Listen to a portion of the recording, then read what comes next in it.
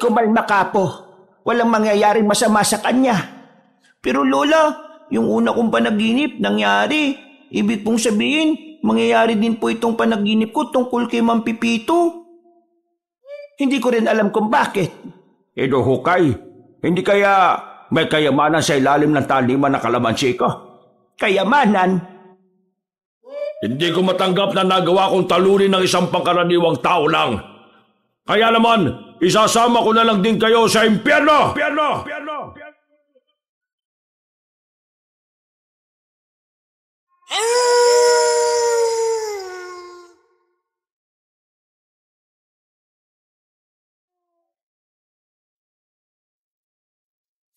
Isang makulimlim na hapon, tinatahak na maglola ang daan pabalik sa kanilang baryo. Noong mga sandaling yon, kumakalam na ang sikmura ng batang si Loloy. Pero wala silang magawa dahil wala naman silang perang pambili. Napatingin na lamang si Aling Demensia sa larawan ng isang politiko na nakadikit sa poste ng ilaw. Maganda ang ngiti ng politiko. Maaliwalas ang muka at tila ba walang dinadalang problema. Hindi gaya ni Aling Demensia na tila mula pagkabata ay hindi man lang nakaranas na umahon sa buhay. La, bakit niyo po tinitingnan si Mayor? Wala po. Ang ganda kasi ng ngiti ni Mayor oh. Ngumiti na lamang ang matanda, pero ang totoo, maraming tumatakbo sa utak niya. Kagaya na lamang ng ideya na sana kung walang kurakot na namumuno, mas marami sanang mahihirap ang matutulungang makaahon din sa buhay. Kung nagagamit lang sana ng maayos ang buwis ng sambayanan, mas marami sanang proyekto ang masisimulan at mas maraming makikinabang na mamamayan. Pero ang lahat ng yon ay hindi naman nangyayari. At sa tanda na ni Aling Demensia, lahat ng katiwalian ay nasaksihan na niya.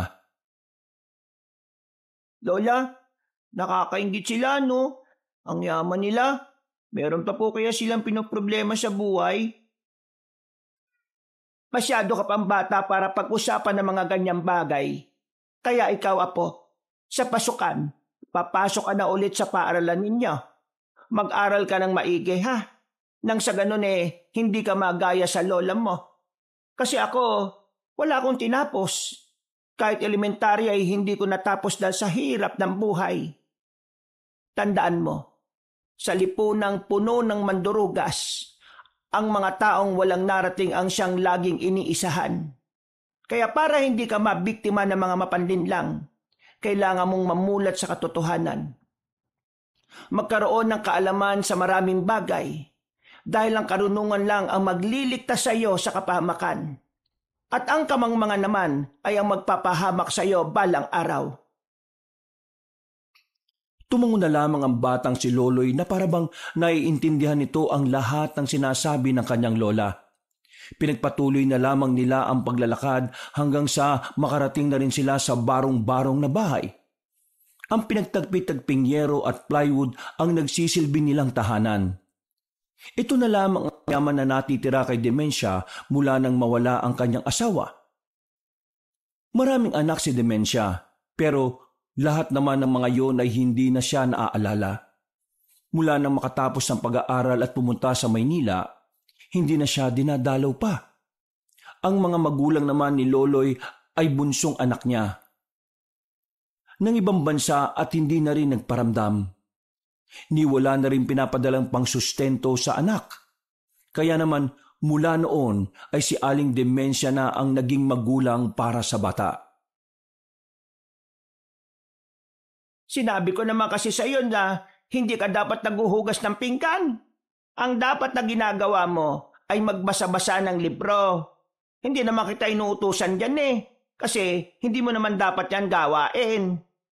Ela, tapos naman ang po ako magbasa ng libro At saka gusto kitang tulungan kasi alam ko pong napagod kayo kanina sa mahabang nilakad natin. Ay, pambihirang bata talaga ito. Kabata-bata mo ba iniisip mo na mga ganyang bagay? Lola, tayong dalawa na lang kasi ang natitira magkasama sa buhay Kaya dapat tinutulungan kita sa mga gawaing bahay. para yung mga natitira mong lakas sa isang araw, hindi mo mauubos. Hay, alam mo, para kang lola mo. Ganyan na ganyan siya nung nabubuhay pa siya. Ganyan siya kung mag-alala sa akin. Sayang nga po hindi ko po naabutan si lolo. Kung sakali mang nakaabot ka sa lolo mo, siguradong magkakasundo kayong dalawa. Talaga po? Ay oo naman. Pareho kayo ng ugali. Pero ang lolo mo kasi, lasinggero. Kapag nakainom sobrang kulit.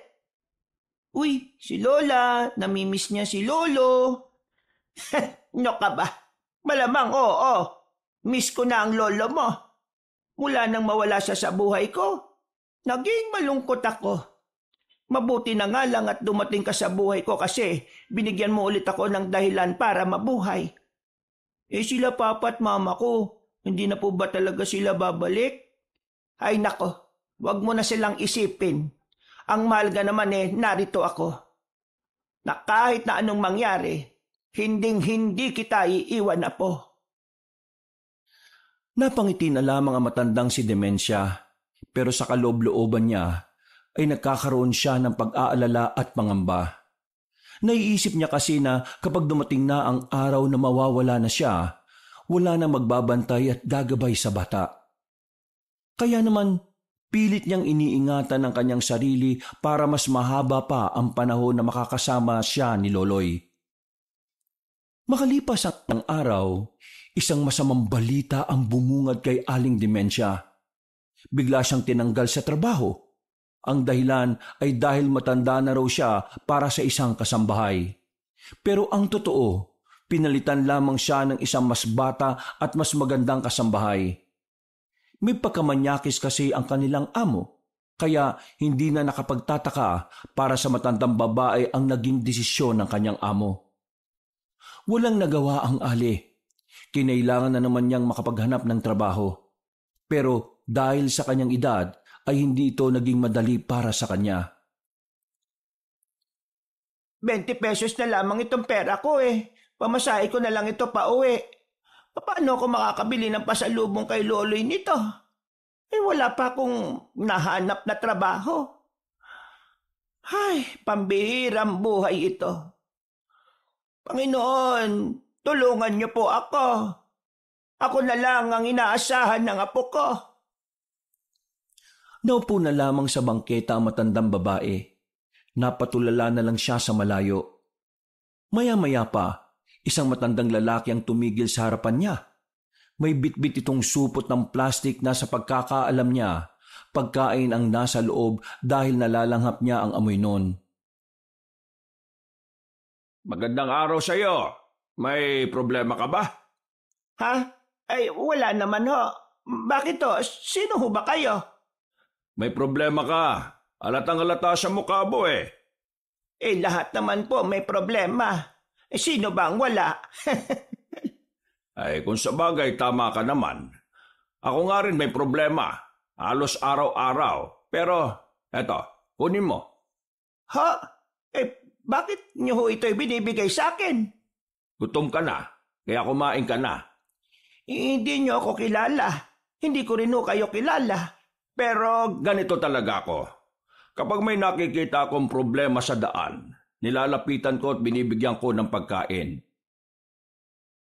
Mas mahirap kasing makaisip ng solusyon sa problema kapag gutom. Teka, siguro nagdududa ka sa akin na baka may gayuma o laso ng kakainin mo. Ano? Ay, nako, hindi naman.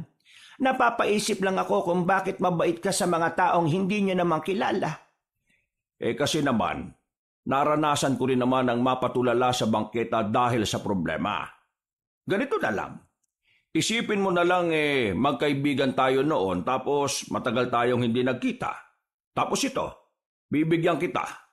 At bilang pag-alala sa pinagsamahan natin, kailangan mo itong tanggapin. Ay sige, kung ganun pala tatanggapin ko na ito. At ang matitira ko ititira ko sa apo ko. May apo ka pala? Oo, 10 taong gulang na siya. Papasok na siya nitong pasukan. Siya na lamang ang kasama ko sa buhay kaya kailangan ko talagang kumayod. Kapag ako nawala, ay kawawa naman ang batang yon. Kung gano'n kailangan mo pala ng trabaho. Oo, kailangan na kailangan. Natanggal ho kasi ako sa pagiging kasambahay. Kaya ngayon naghahanap ako ng bagong pagkakakitaan. Meron akong pwedeng ialok sa'yo. Ang kaso nga lang, mababa pa ang pasahod ko. Kasi kakasimula ko lang ng maliit kong negosyo na yon. Isa pa, mahina rin ang bentahan sa baryo Ay sige ho, tatanggapin ko ho yan. Pero saan po ba kayo nakabaryo? Sa San Nicolas. Alam mo ba ang baryong yon? Ay nako, dyan din kami nakatira ng apo ko. Mukha talagang pinagtagpo tayo ng tadhana nito Kung gano'n mas maganda nga yan. Para kapag kakailanganin kita kagad mapupuntahan din kita.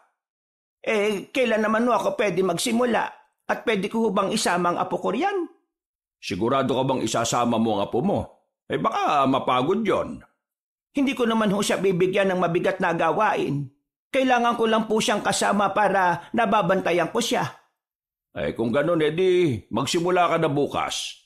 Pero ngayon, isasama muna kita sa taniman ng kalamansi. Ipapakita ko muna yung taniman ko na yon para malaman mo kung gaano siya kalawak. Ay sige ho, wala naman hong problema. Siya nga pala, bago tayo magkalimutan. Ako nga pala si Pepito. Ako naman ho si Demencia. Napangiti na lamang ang dalawa sa isa't isa. Nang may mapadaan na sasakyan ay agad na rin naman itong pinara ni Pepito.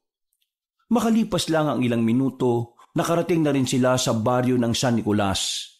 Nalaman ni Aling Demencia na hindi naman pala kalayuan ng taniman ni Mang Pepito sa bahay nila. Kaunting lakaran lang, hindi gaya ng dati niyang pinapasukang trabaho na halos 1 oras ang nauubos para lang marating. Eto taniman ko. Yung bahay na maliit na yon, dyan naman ako minsan nagpapalipas ng gabi. Pero doon talaga sa kabila ang bahay ko. Ay malawak rin pala talagang taniman nyo ng kalamansi. Matanong ko lang, bakit kailangan na magbabantay? Masyado ka bang abala sa buhay nyo? Bukod kasi rito, meron din akong inaasikaso na sagingan. Etong taniman kasi ng kalamansi, binili ko kagad kasi nangangailangan ng pera yung may-ari. Mura niya lang din naman na ibenta, kasama na lupa. Ngayon nga hindi ko na makausap ng maayos ang dating may-ari nito. Ang sabi ng mga kamag-anak nagpunta na raw ng Maynila. Akala ko nga nung una niloko o nilinlang ako sa pagbenta niya nito. Pero wala naman naging problema. Kaya nagtataka ako kung bakit parang ayaw niya akong kausapin. Di bale, ang mahalaga naman nasa akin na ito. At kita mo naman, malulusog ang mga kalamansi ko. Sa susunod na buwan handang-handa na yang anihin. Yun nga lang, alam mo naman, hindi naman mabenta ang kalamansi sa baryo natin. Iaangkat pa natin to sa Maynila o sa ibang probinsya. Wala naman hong problema. Ang mahalaga naman sa akin may trabaho at kahit papano may pambili ng pagkain sa isang araw. Huwag ka mag-alala, Demencia. Kapag naging maganda-ganda ang takbo ng negosyo kong ito akong bahala sa sahod mo. Maraming salamat ho. Huwag ka nang maghuo sa akin. Mukhang ilang taon lang naman ang tanda ko sa iyo Nasanay ho kasi ako na ganun ako sa mga amo ko. Di wag mo kong ituring na amo. Ituring mo na lang akong kasosyo sa negosyo. Sige, kung iyan ang gusto mo. Naglakad-lakad sila sa paligid ng taniman ng kalamansi. Malawak ang lupain. Natutuwa si Aling Demencia dahil nakahanap agad siya ng trabaho. Kaya naman masaya siya nang magbalik siya sa kanilang bahay. Sakto na naman na nasa bakuran ng batang si Loloy na katatapos lang walisin ng mga tuyong dahon. Lola, nakasaing na po ako sa loob. Ulam na lang po ang wala. Huwag ka mag-alala. May pambili na tayo ng itlog dito. Mangungutang lang ako sa tindahan ng pangmantika natin. Pero apo, meron na akong bagong trabaho. Tagabantay ng taniman ng kalamansi. Talaga po, Lola? Napakagandang balita naman po niyan. ay sasama kita roon palagi para matuto ka rin kung papaanong tinatanim ang kalamansi, ha? Ay, sige po, Lola. Gustong-gusto ko po yan. Naging masaya ang gabi ng maglola noong mga sandaling yon. Ang bagong trabaho na papasukan ng matandang babae ay parabang isang kayamanan na para sa kanila. Kahit na hindi pa malaki ang sahuran doon, para kay Aling Demensia ay magiging tulay pa rin yon para malagpasan nila ang bawat araw. Kinabukasan, maaga pa lang ay nagtungo na silang maglola sa kinaroroonan ng taniman ng kalamansi. Nasa bungad naman si Mang Pipito na mukhang naghihintay sa kanila. Itinuro agad na matandang lalaki ang mga dapat gawin ni Aling Demensia. Mabilis rin namang natutunan ni Demensia ang mga bagay na yon. Mga bandang tanghali, sabay-sabay silang kumain sa tapat ng malaking bahay na naroon. Kung minsan, pwede niyong gamitin ang bahay na ito kung gusto niyo, ha? Hindi naman kasi ako natutulog dito. Kapag malakas ang ulan, wala itong tulo. Wala kayong poproblemahin dito kasi yung kalahati ng bahay na ito ay sementado. Ay, sige lang. Kapag kailangan na lang siguro talaga. Bata, ano palang pangalan mo? Loloy po ang pangalan ko, Mang Pipito. Ay, alam mo kaagad ang pangalan ko, ha? Sinabi po kasi sa akin ni Lola eh. Marunong ka na bang magbasa? Opo, marunong na po ko. Sa katunayan po, may award po ko nung nakaraang taon eh. Ay, oo, magaling magbasa ang apo ko na yan. Aba, nakakatuwa naman pala ang apo mo. Parang ganyan na ganyan din ang apo ko eh. Madaldal tapos bibo. Ang pagkakaiba lang siguro nila, masipag ata mag-aral itong apo mo. Ang apo ko kasi, nako, ubod ng tamad. Sa akin lang nakikinig yon. Ang kaso wala na siya. Dinala na ng mga magulang niya at isinama na sa Maynila. Wala ka na bang ibang pamilya? May mga anak ako pero yung mga anak ko may mga kanya-kanya ng buhay. Hindi na nila ako dinadalaw. Ay, nako. Parehong-pareho pala tayo, ano. Ganyan din kasi mga anak ko. Pero hindi ko na lang sila inaabala. Ang mahalaga naman kasi sa akin itong apo ko. Siya na lang ang meron ako kaya itinutuon ko lang ang buong atensyon ko sa kanya. Ay, napakabait mo palang lola. Napakaswerte ng batang ito ah. Magbibinata itong mabuti at may busilak na kalooban. Nagtawanan na lamang sila nung tanghaling yon. Pagdating naman ng kinahapunan, biglang sumama ang timpla ng panahon. Lumakas ang ulan, kaya naman napilitan ng maglola na manatili na muna sa bahay na yon. Ay, dumito na muna kayo. Delikado sa labas at malakas ang hangin. Ikaw, saan ka naman pupunta? Ay, kailangan kong puntahan ang sagingan ko. Hindi ko alam kung makakabalik pa ako mamaya, ha? Depende kung may dapat akong asikasuin doon. Ay siya, sige. Mag-iingat ka, Pipito. Sa gitna ng malakas na ulan at hangin ay iniwan sila ni Mang Pipito sa bahay na yon. Mula sa bintana, natatanaw pa ni Aling Demensia ang taniman nila ng kalamansi. Sumasayaw na ang puno ng kalamansi dahil sa lakas ng hangin. Nababahala nga siya na baka mahugot ang mga ugat ng mga yon. Kaya wala silang magawa ng kanyang apo kundi ang ipagdasal na lamang na tumigil na ang sama ng panahon. Lumipas pa ang ilang oras at sumapit na rin ang kinagabihan. Walang kuryente nung oras na yon kaya ang malaking lampara ang ginamit ng maglola bilang kanilang ilaw.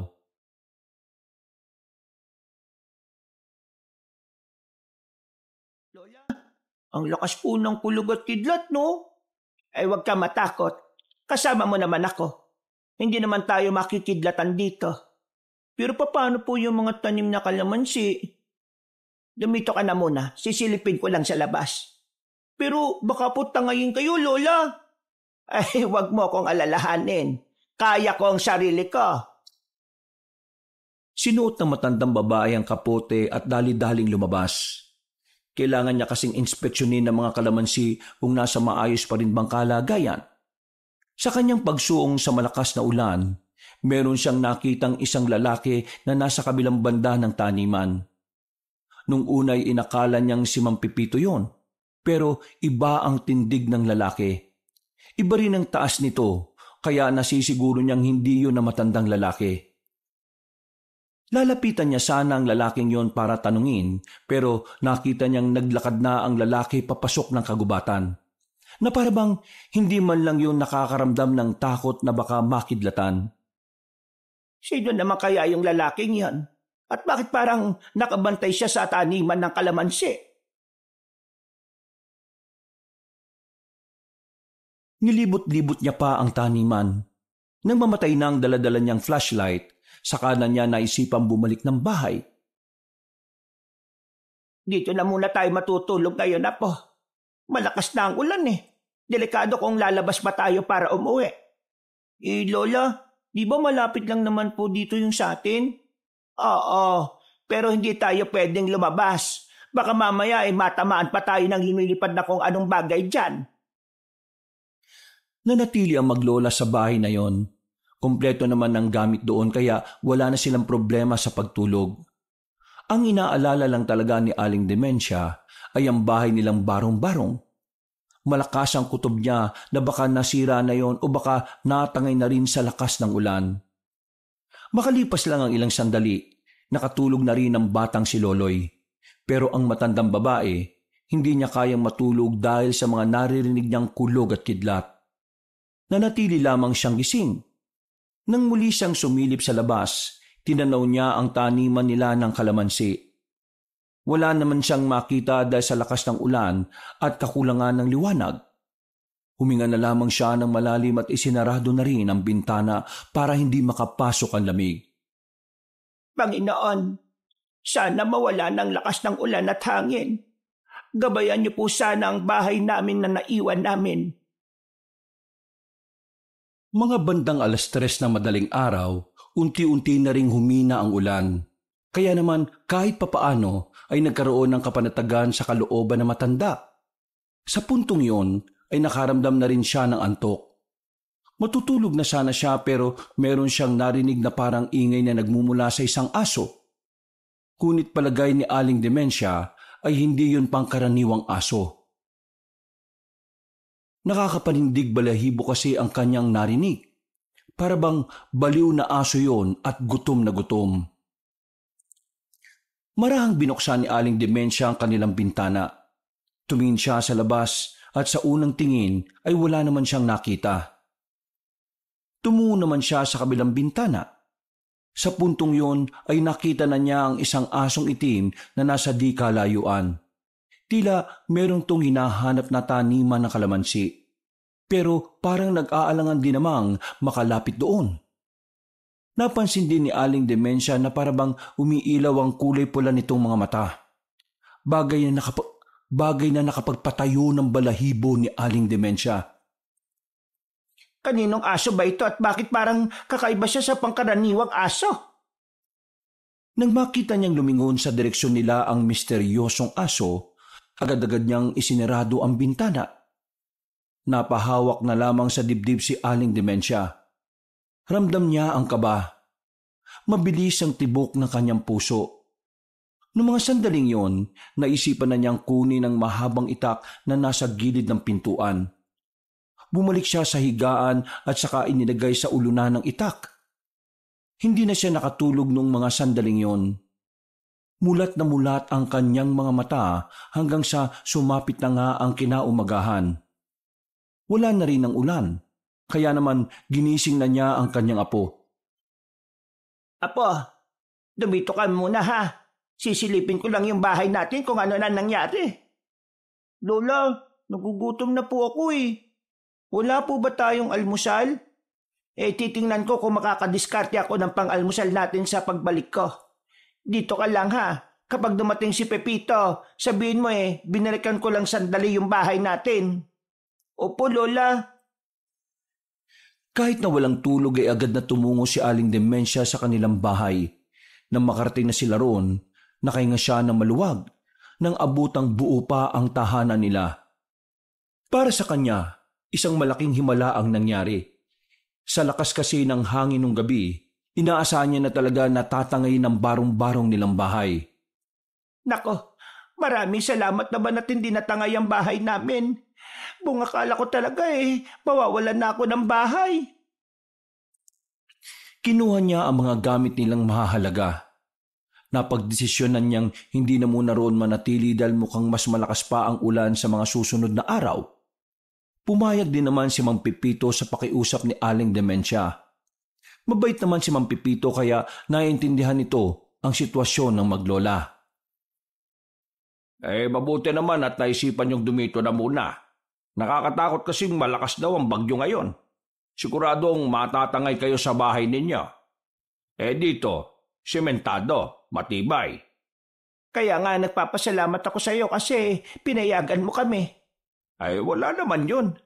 Trabahador kita at hindi ko naman pwedeng hayaan na lang na mahirapan kayo kasi makakaapekto yun sa trabaho mo. Maging feel at home lang kayo dito sa bahay na ito ha. Kasi sa akin naman ito. Ano po yung feel at home?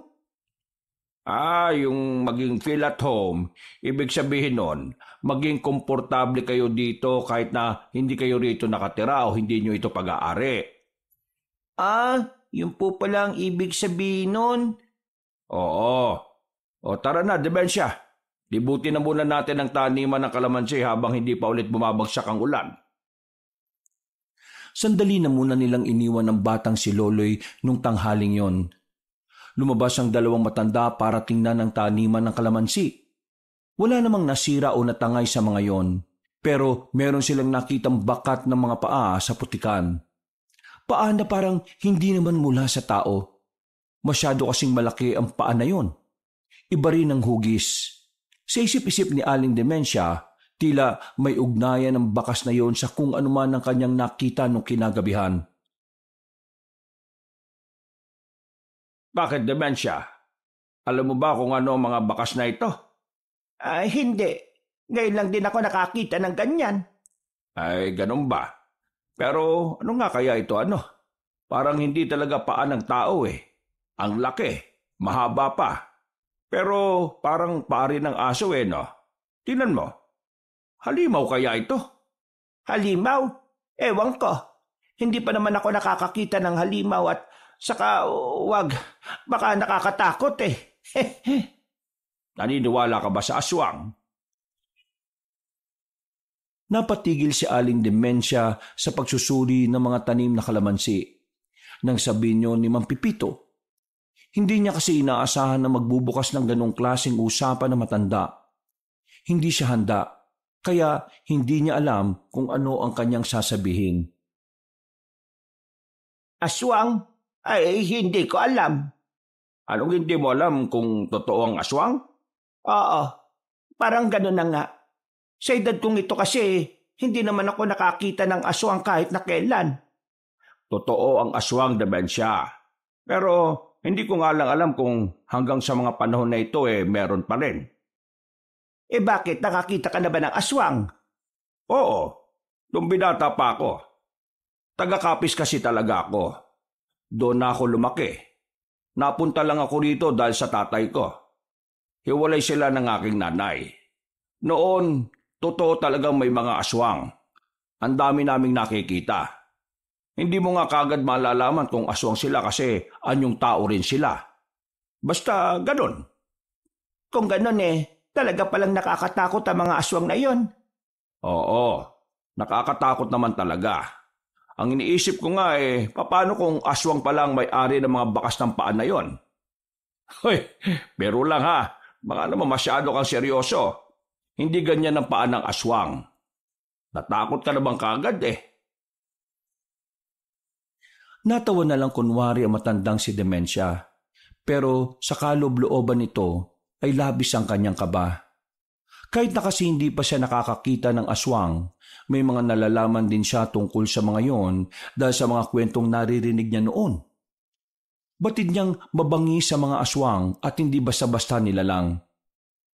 Dahil sa usaping aswang na yon, hindi tuloy maiwasan na matandang si Demensia na hindi isipin na baka aswang nga ang nakita niyang malaking aso. Sa mga sumunod pang araw, naging malupit ang paghagupit ng bagyo. Mabuti na lang ay nakalipat na sila. Tinangay na kasi ang barong-barong nilang bahay. Nalungkot si Aling Demensia dahil yun ang naiwang bahay ng kanyang asawa. Apo, maiwan ka muna rito ha. Aalis lang ako para bumili ng makakain natin. Nandito naman si Pepito may kasama ka naman. Opo Lola, wala po kayong dapat alalahanin. Magkasundo na kami ng batang ito oh. Napatingin na lamang si Aling Demensia at naglakad na rin palayo. Medyo mahina na ang ulan noon kaya nakakalabas na rin siya. Napadaan siya sa kanilang bahay. Nakita niyang nakatumba na yon at hindi na talaga matitirhan. Sa kanyang paglalakad, nakasabay niya ang isang matangkad na lalaki. Sa hindi malamang dahilan, tila ba naramdaman niyang parang pamilyar sa kanya ang taong yon. Nagtama ang kanilang paningin. Nakatingin din naman sa kanya ang binata. Hindi na napigilan na matanda na tanungin ito. Iha, magkakilala ba tayo? Hindi po. Ngayon ko lang po kayo nakita. Bakit? Kilala niyo po ba ako? Hindi kita kilala pero parang nakita na kita. Hindi ko lang matandaan kung saan Baka nagkakamali lang po kayo. Marami po kasi akong kamukha sa mundong ito Ay, oo nga. Baka nga. Nauna nang naglakad ng mabilis ang lalaki. Napapailing na lamang ang matandang babae dahil doon. Hindi siya maaaring magkamali. Nakita na niya ang lalaking yon. Hindi lang talaga niya mabalikan sa alaala kung saan. Nang makarating na siya sa palengke, saka lamang pumasok sa isipan niya ang kung saan niya nakita ang lalaking yon. Tama. Siya yung lalaking nakikita ko na dumadaan malapit sa taniman namin ng kalamansi. Oo, siya nga. Pero ano kaya ang pakay niya? Bakit palagi ko siyang nakikita roon? Napapaisip ang matandang babae. Nitong mga nakaraang araw kasi, napapansin niya ang lalaking yun na napapadalas ng pagdaan malapit sa taniman ng kalamansi. Nagtataka siya dahil may mas maayos namang daanan kaysa roon. Sinubukan niyang hanapin ang lalaki nung oras na yon pero hindi na niya yun nakita pa. Bumuntong hininga na lamang ang matandang si Demensia. Lumipas pa ang mga araw. Unti-unti na ring nasasanay si Aling Demensia sa sistema ng kanyang trabaho. Sa unang pag-ani nila ay naging maganda ang pag-aangkat nila ng kalamansi sa kung saan-saang lugar. Kaya naman maganda rin ang kanilang kinita. Masaya si Aling Demensia dahil mas malaki ang kanyang naging sahod doon kumpara noong nangangamuhan pa siya bilang isang kasambahay. Lola, ang dami naman po natin pagkain. Oo, Apo. Maganda-ganda kasi ang ani ng kalamansi. Kaya eto, marami ng kaunti ang pagkain natin. Saan naman po si Mang Pipito? Hindi po ba siya sasabay sa atin sa pagkain? May pinuntahan si Pipito. Kaya tayo na muna ngayong gabi. Masarap tula. Marami pong salamat Payapa, masigla at punong-puno ng kasiyahan ng gabing yon para kay Aling Demensia. Pero hindi niya alam na ang mga sandaling yon ay ang simula na pala ng kababalaghan sa kanilang buhay. Pagkatapos kumain, naganda na sila para sa kanilang pagtulog. Pero naalala ni Aling Demensia na meron pala siyang naiwan na gamit sa taniman ng mga kalamansi. Maingat na naglakad ang matandang babae papunta roon. Pero malayo pa lamang ay natanaw na niya ang malalaking aso na naglalakad-lakad sa gilid ng taniman ng mga kalamansi. Nakapagtataka na hindi makalapit ang mga yon, na parabang may gustong kunin ng mga yon na hindi naman din alam ni Aling Demensia kung ano yon. Diyos ko, aso ba talaga ang mga ito? Lalapit na sana siya para kumpirmahin ang nakikita niya, pero napatigil siya nang maramdaman siya ng malalaking aso na yon. Mula sa kanya kinatatayuan, nakita niya ang tila umiilaw na mata ng mga yon na kulay pula. Hindi na makagalaw ang matandang babae ng dahil sa takot. Napako ang kanyang dalawang paa at tila nawalan siya ng lakas para tumakbo paalis. Napansin na lamang niya na unti-unti nang naglalakad ang mga asong yon palapit sa kanya. Nang malapit na yun sa kanya, Isang lalaki naman ang lumabas mula sa madilim na gilid. Hindi niya alam kung anong ginawa ng lalaki. Pero nakita na lamang niyang nagtakbuhan na ang mga aso at hinabol naman yun ng misteryosong lalaki.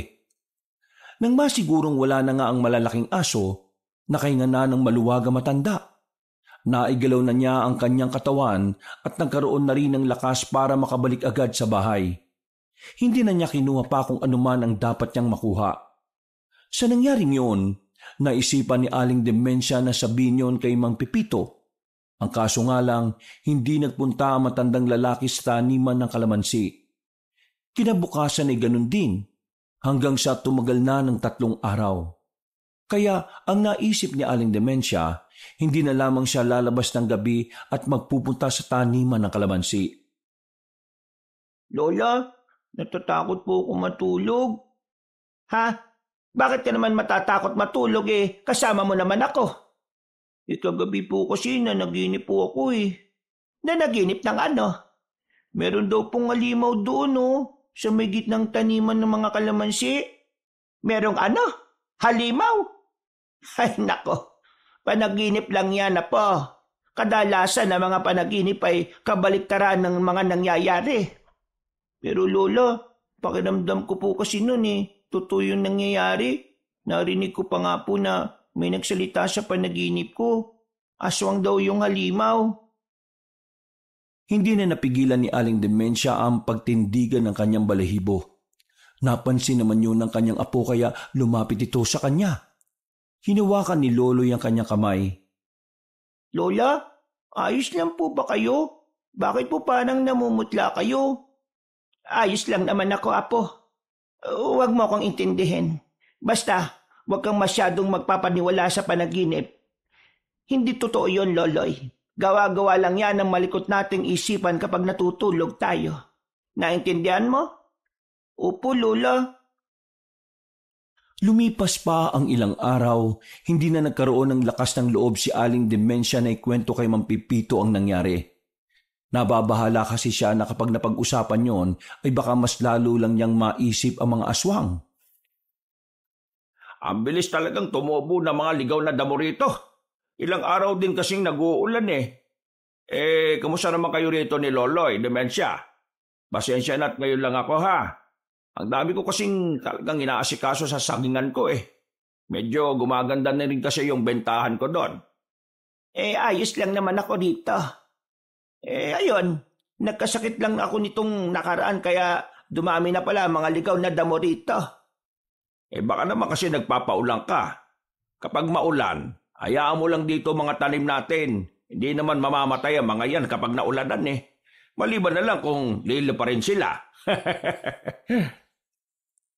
Ipinagpatuloy na lamang nila ang ginagawa nila nung mga oras na yon. Mga ilang sandali lang ay natapos na rin sila. Pagsapit ng gabi, muli silang iniwan ni Mang Pipito. Sa hindi namang malamang dahilan, nakaramdam bigla si Aling Demensia ng kaba.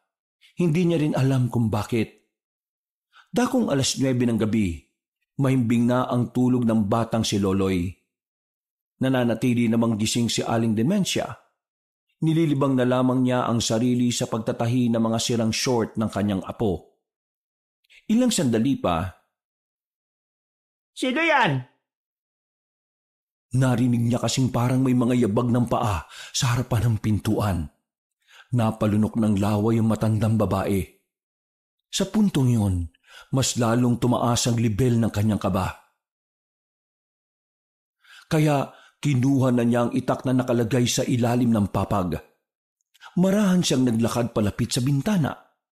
Sisilip sana siya roon nang meron siyang makitang anino. Napatras sa matandang babae. Hindi niya alam ang kanyang gagawin. Kahit na may hawak siyang patalim, hindi pa rin nawawala ang kaba at takot na kanyang kalooban. Isa lang ang tumatakbo sa kanyang utak. Ang mga nararamdaman niya sa labas ay walang iba kundi mga aswang. Ilang sandali pa, nagising na ang batang si Loloy dahil palakas na ng balakas ang naririnig nilang ingay. Meron na ring parang naglalakad sa bubungan. Gulong-gulo ang utak ni Aling Demensia sa mga sandaling yon. Wala siyang ideya kung bakit sila ang ginagambala ng mga aswang. Lola, ano po ang mga nasa labas? Bakit po parang mababangis ang hayop? Kumapit ka lang sa akin, Apo. Walang mangyayaring masama sa iyo basta ako ang narito. Lola, baka po aswang ang nasa labas. Sila po sigurong nasa panaginip ko, Lola. Di po ba sabi nyo, hindi naman totoong panaginip ko? Basta wag ka maingay. Mas lalo tayong maririnig ng mga aswang na yan. Lolo, nasaan ba si Mang Pipito? Hindi po ba niya tayo tutulungan? Ilang sandali lang ay mas lalo silang kinilabutan nang makitang inaalog na ang pintuan ng bahay. Napako lamang ang nagsisilbing kandado ng bahay na yon. Kaya anumang oras ay maaari na ring mabuksan. Wala silang ibang malalabasan. Walang ibang matatakasan kundi ang pintong yun lang din. Lola, makakapasok na po sila. Natatakot na po ako. Hindi nagtagal, tuluyan ang nalaglag ang pako na nagsisilbing kandado sa pintuan. Marahang bumukas ang pinto at bumungad sa kanila ang isang nilalang na pangit ang muka. Mahaba ang nguso nito pero ang katawan nito ay katawan ng isang tao at sa unang tingin, aakalain na ang ulo ng aswang na yun ay ulo ng isang aso. Napadikit na ang maglola sa sulok. Nakaamba ang hawak na itak ni Aling Demensya na kahit na alam nitong maaari siyang mapahamak, ginawa pa rin nitong humarang at harapin ang aswang na yun. Subukan mo lang lumapit, aswang ka! Tatagayin kita ng hawak kong itak! Pumasok pa ang ilang aswang ng mga sandaling yun. Mas lumakas na ang iyak ng batang si Loloy. Si Aling Demensya naman ay pawis na pawis sa sobrang kaba. Nanginginig na rin ang kanyang kamay. Noong mga oras na yun ay inakala na matandang babae na yun na ang huling sandali nilang maglola. Pero bigla na lamang may dumating na isang lalaki na agad pumasok sa loob ng bahay. May dala rin patalimang lalaking yun. Pinagtatataga niya ang mga aswang. Dali-dali naman binasag ng mga aswang ang bintana at doon dumaan paalis. Ayos lang po ba kayo? Nakilala ni Aling Demensya ang lalaking yon. Hindi siya maaaring magkamali. Ang lalaking yon ay ang lalaking nakausap niya sa daan at ang lalaki ring nakikita niyang dumaraan malapit sa taniman ng mga kalamansi. Ikaw? Mukhang nakilala niyo pa pala ako. Pero mas kailangan naming unahin ng mga aswang eh. Dito lang kayo ah. Huwag kayong lalabas kahit na anong mangyari. Nagmamadaling makalis ang tatlong binata. Naiwan naman ang maglola na hanggang sa makabalik ang mga yon ay nanatili pa rin silang nakasiksik sa sulok ng bahay. Wala na po mga aswang. Nakaalis na sila. Maraming salamat sa pagliligtas niyo sa amin. Pero sino ba kayo? Kaming tatlo ay ang mga birador ng mga aswang. Huwag na po kayo mag-alala. Wala naman po mangyayaring masama sa inyo. Hindi na po babalik ngayon ng mga aswang. Kaya makakahinga na po kayo ng maluwag. Ikaw ang nakikita kong palaging dumaraan dito. Sabihin mo, ano ba ang pakay mo? Ang dahilan kung bakit ako napapadaan dito ay dahil inaalam ko kung bakit nagpupunta ang mga aswang dito. Alam mo ba kung ano ang dahilan? Kasi ako, hindi ko alam. Nagtataka ako kasi bigla-bigla na lang may aswang na aatake sa amin. Sa nakikita ko, mukhang hindi naman kayo ang pakay nila eh. May gusto lang siguro silang itanong sa inyo dahil kayo ang narito. Anong ibig mo sabihin, iho? Nung nakaraan pa sila parang may hinahanap sa lugar na ito. Yun ang inaalam namin kung ano. Wala na po ba talaga ang mga aswang? Natatakot po kasi ako baka kainin po nila kami. Totoy, wala na ang mga aswang kaya hindi ka na dapat matakot. Isa pa, nandito kami para tulungan kayo. Mga kuya, huwag na po kayo umalis. Dito na lang po kayo kasama namin. Nagtinginan ng tatlong binata. Baka sa mukha ng mga yon ang awa na nararamdaman para sa bata. Pasensya na boy pero kailangan naming hanapin ng mga aswang para hindi na sila makapanggulo rito o sa ibang lugar pa man. Pero, Apo, hindi natin sila kilala at hindi rin nila tayo kilala. Nakakaya na magiging pabigat pa tayo sa kanila. Mga iho, maraming salamat ulit ha. Pero nababahala ako. Baka sa susunod na gabi, nandito ulit ang mga aswang. Huwag po kayo mag-alala. Tuwing gabi, tatambay kami sa area na ito at aabangan namin ng mga aswang. Nako, maraming salamat talaga. Kung hindi dahil sa inyo, baka wala na kami maglola. Walang anuman. Ginagawa lang namin ang trabaho namin. Kailangan na po naming umalis. Magbabaka sakali kaming mahabol ang mga aswang na nagtangka sa buhay ninyo. Huwag kayong mag-alala. Magkikita-kita pa tayo ulit. Umalis na rin ang 3 lalaki at naiwan na maglola roon. Niyakap na lamang ni Aling Dementia ang kanyang apo. Pagkatapos na nangyari, kinaumagahan ay agad nilang ikinuwento kay Mang Pipito ang kanilang naranasan. Anong sinabi mo? Pinasok kayo ng mga aswang dito? Oo, Pipito. May mga aswang na pumasok dito. Mabuti na lamang at may dumating na kalalakihan. Nagpakilala silang mga birador daw sila ng mga aswang. Sino naman kaya mga lalaking yon? Diyos ko, kung sino man sila ang malagay naligtas nila kayo. Teka, may sakit ba yang si Loloy? Nilalagnat siya sa sobrang takot siguro kagabi. Kitang-kita kasi namin talaga yung mukha ng aswang Nakakatakot. Sobrang nakakatakot. Alam mo, hindi ako makapaniwala na may aswang pa rin ngayon. Ang alam ko lang noon oo, meron. Pero ngayon, biro-biro ko lang yung nakaraan Meron pa pala talaga. Di bale, pagagawa natin ng maayos na kandado ang pintuan. At si Loloy naman, magpapautos ako para mabilan siya ng gamot. Nakakahiya naman. Ako na lang ang bibili. Nakakaabala na kami. Hindi naman kayo nakakaabala. Hindi naman kayo ibang tao sa akin Isa pa, mas mainam na ikaw ang magbantay sa apo mo. Kailangan kanya. Tumangon na lamang ang matandang babae. Nagpaalam na rin sa kanya si Mang Pipito.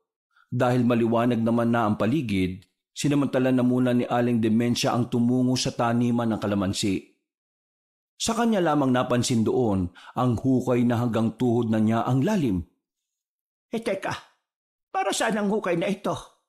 Sinong gumawa ng hukay na ito at bakit ngayon ko lang ito napansin? Napansin din ni Aling Dementia ang mga bakas ng paa malapit sa hukay. Nanlaki ang kanyang mga mata. Dito na niya napagtanto na maaring ang mga aswang nga ang gumawa ng hukay na yon.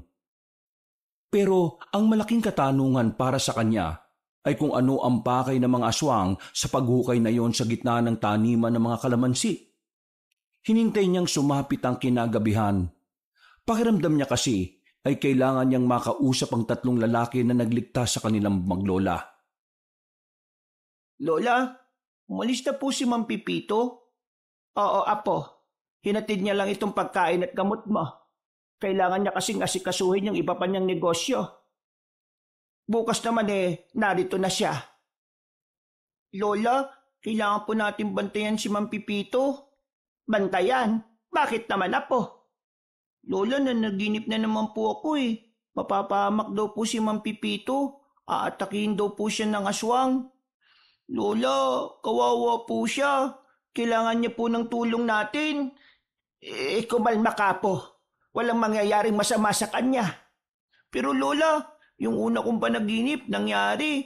Ibig pong sabihin, mangyayari din po itong panaginip ko tungkol kay Mang Pipito.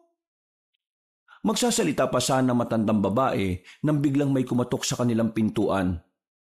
Magandang hapon po. Kami po ito, yung 3 birador ng mga aswang.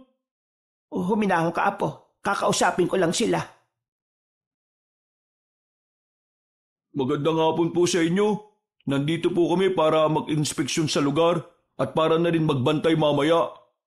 Nay, bakit umiyak po yung apo ninyo? Nagkaroon siya ng lagnat dahil sa nangyari kagabi. Mga kuya, tulungan niyo po ako. Si Mang Pipito po nasa panganib ang buhay. Nay, ano pong sinasabi ng apo ninyo? Nanaginip siya. Mapapahamak daw ang may-ari ng bahay na ito at ng taniman ng kalamansi. Nababahala ko na baka magkatotoo yun. Kasi yung pagpasok ng mga aswang dito sa amin kagabi, napanaginipan niya rin yon.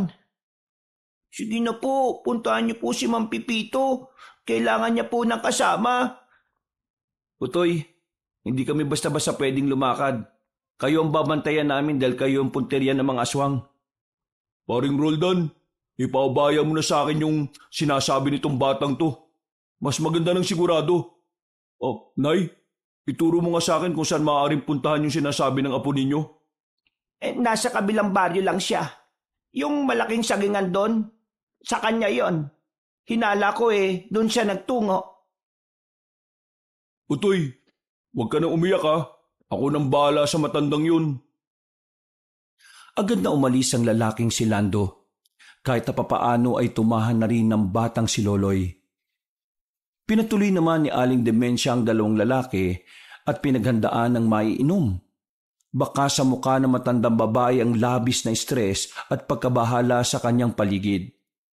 Ang presensya ng dalawang binata sa kanilang tinutuluyang bahay ay nakatulong para kahit papaano maging payapa ang utak nilang maglola.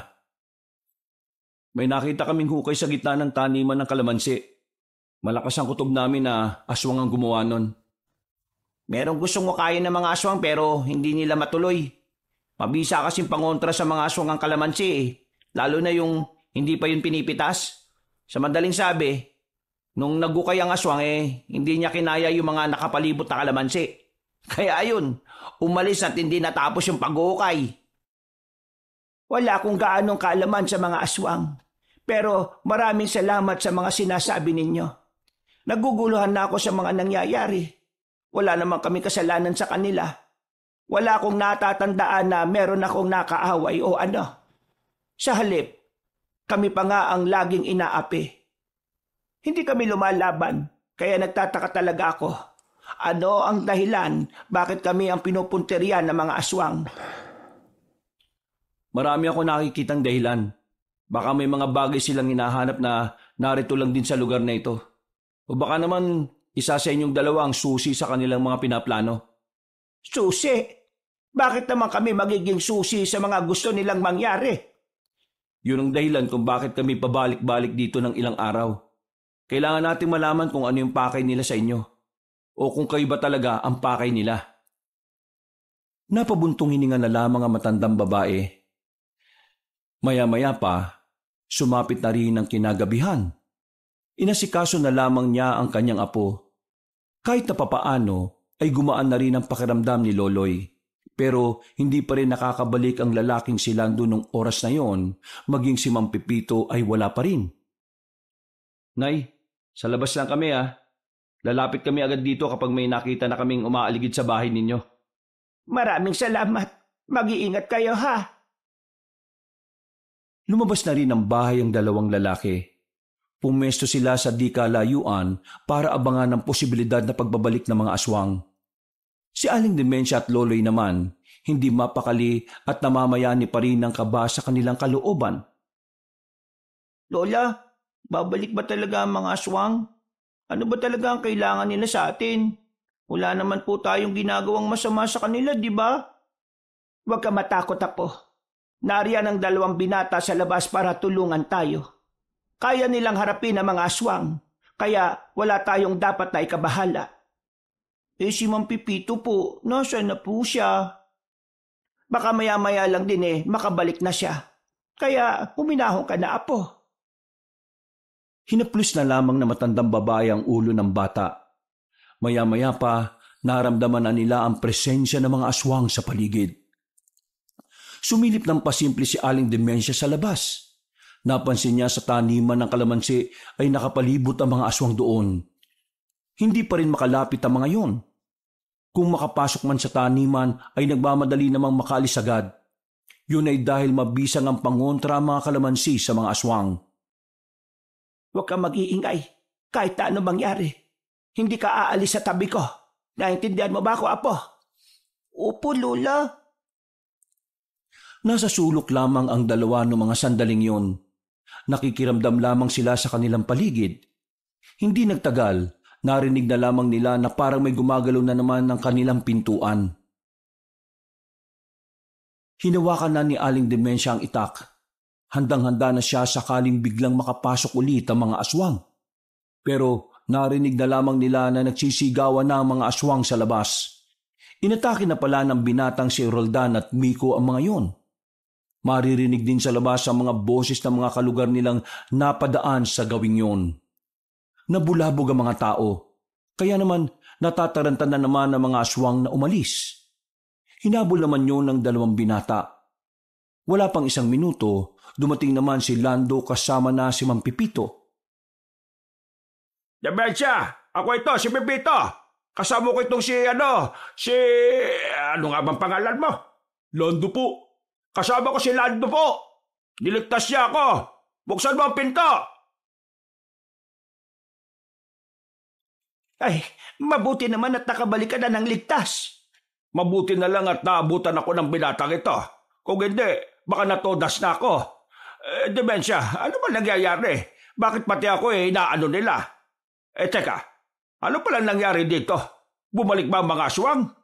Oo, pero hinabol na sila nila Roldan at Miko. Tumakas na naman ang mga aswang. Kaya na nila yun. Ako magbabantay sa inyo ngayon habang hinihintay sila makabalik. Dito lang po kayo sa loob I-check ko lang po yung area kung walang aswang na natira.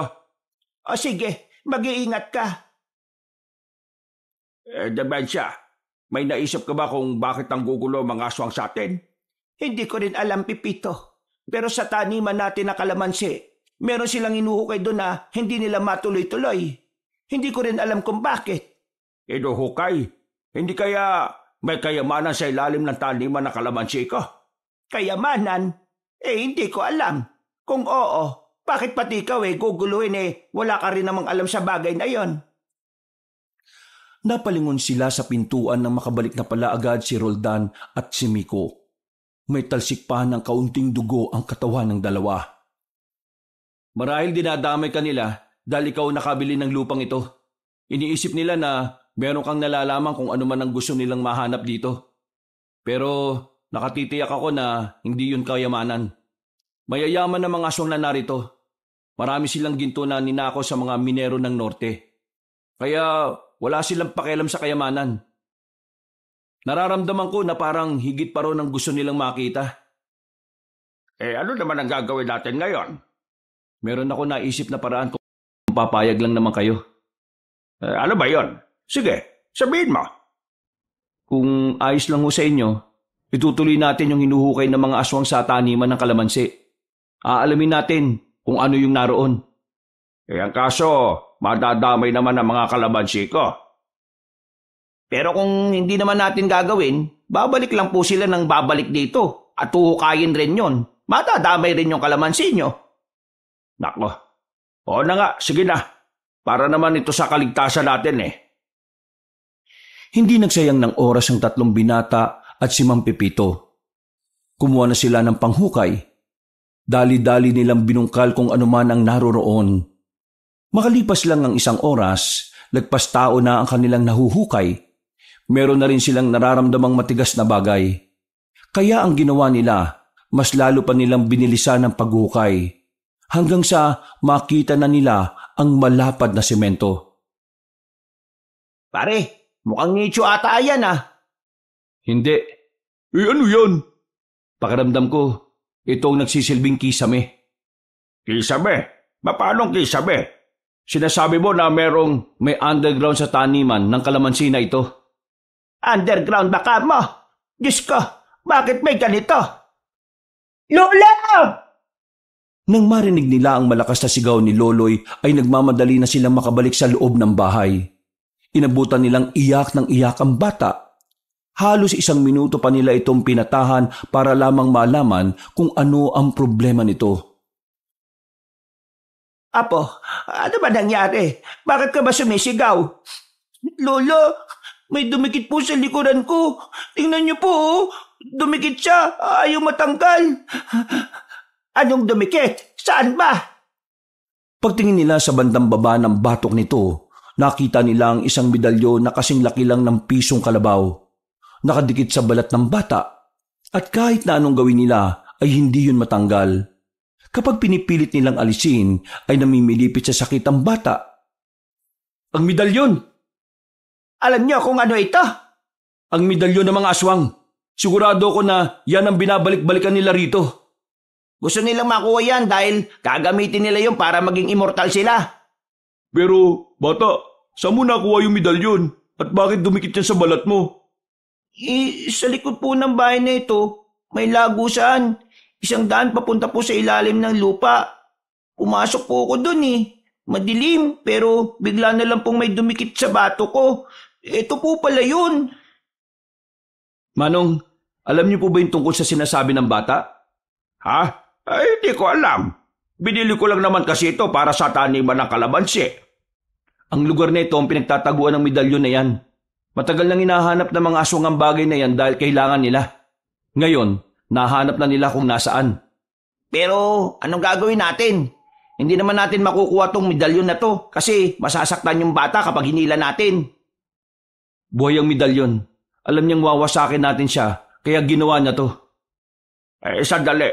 Sinasabi mong may buhay itong medalyon na ito? Sa maniwala man kayo sa hindi, pero oo, may buhay nga yan. Isa siyang kagamitan ng mga aswang na matagal lang nawalay sa kanila.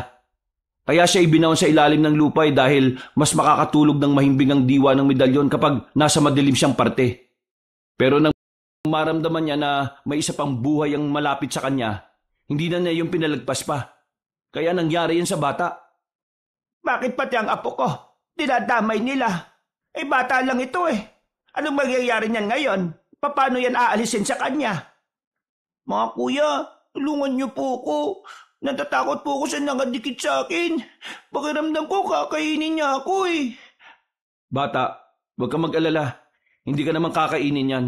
Pero kapag may nararamdaman kang hindi tama o may sumasakit sa'yo, magsabi ka kagad sa amin, ha? Opo, sige po kuya. Mga iho, pwede bang dumito na lang muna kayo? Natatakot na ako sa nangyayari. Hindi ko alam kung paano ko poprotektahan ng apo ko. Matanda na ako. Paano kung pumunta sila rito kung kailan kayo wala? Hindi ko alam ang mangyayari sa amin. Nagkatinginan ng 3 binata. Tila nag-uusap sa mata ang mga yon. Makikita sa kanila ang nararamdamang awa at pag-aalala sa maglola. Pasensya na po kayo. Pero marami kaming misyon na dapat gawin Kung mananatili lang kami rito, baka sa ibang lugar naman ang guguluhin ng ibang aswang. Hindi naman po mangyayari yun, kuya, kasi di po ba nasa akin yung kailangan nila? Kaya ako po lagi ang pupuntahan nila.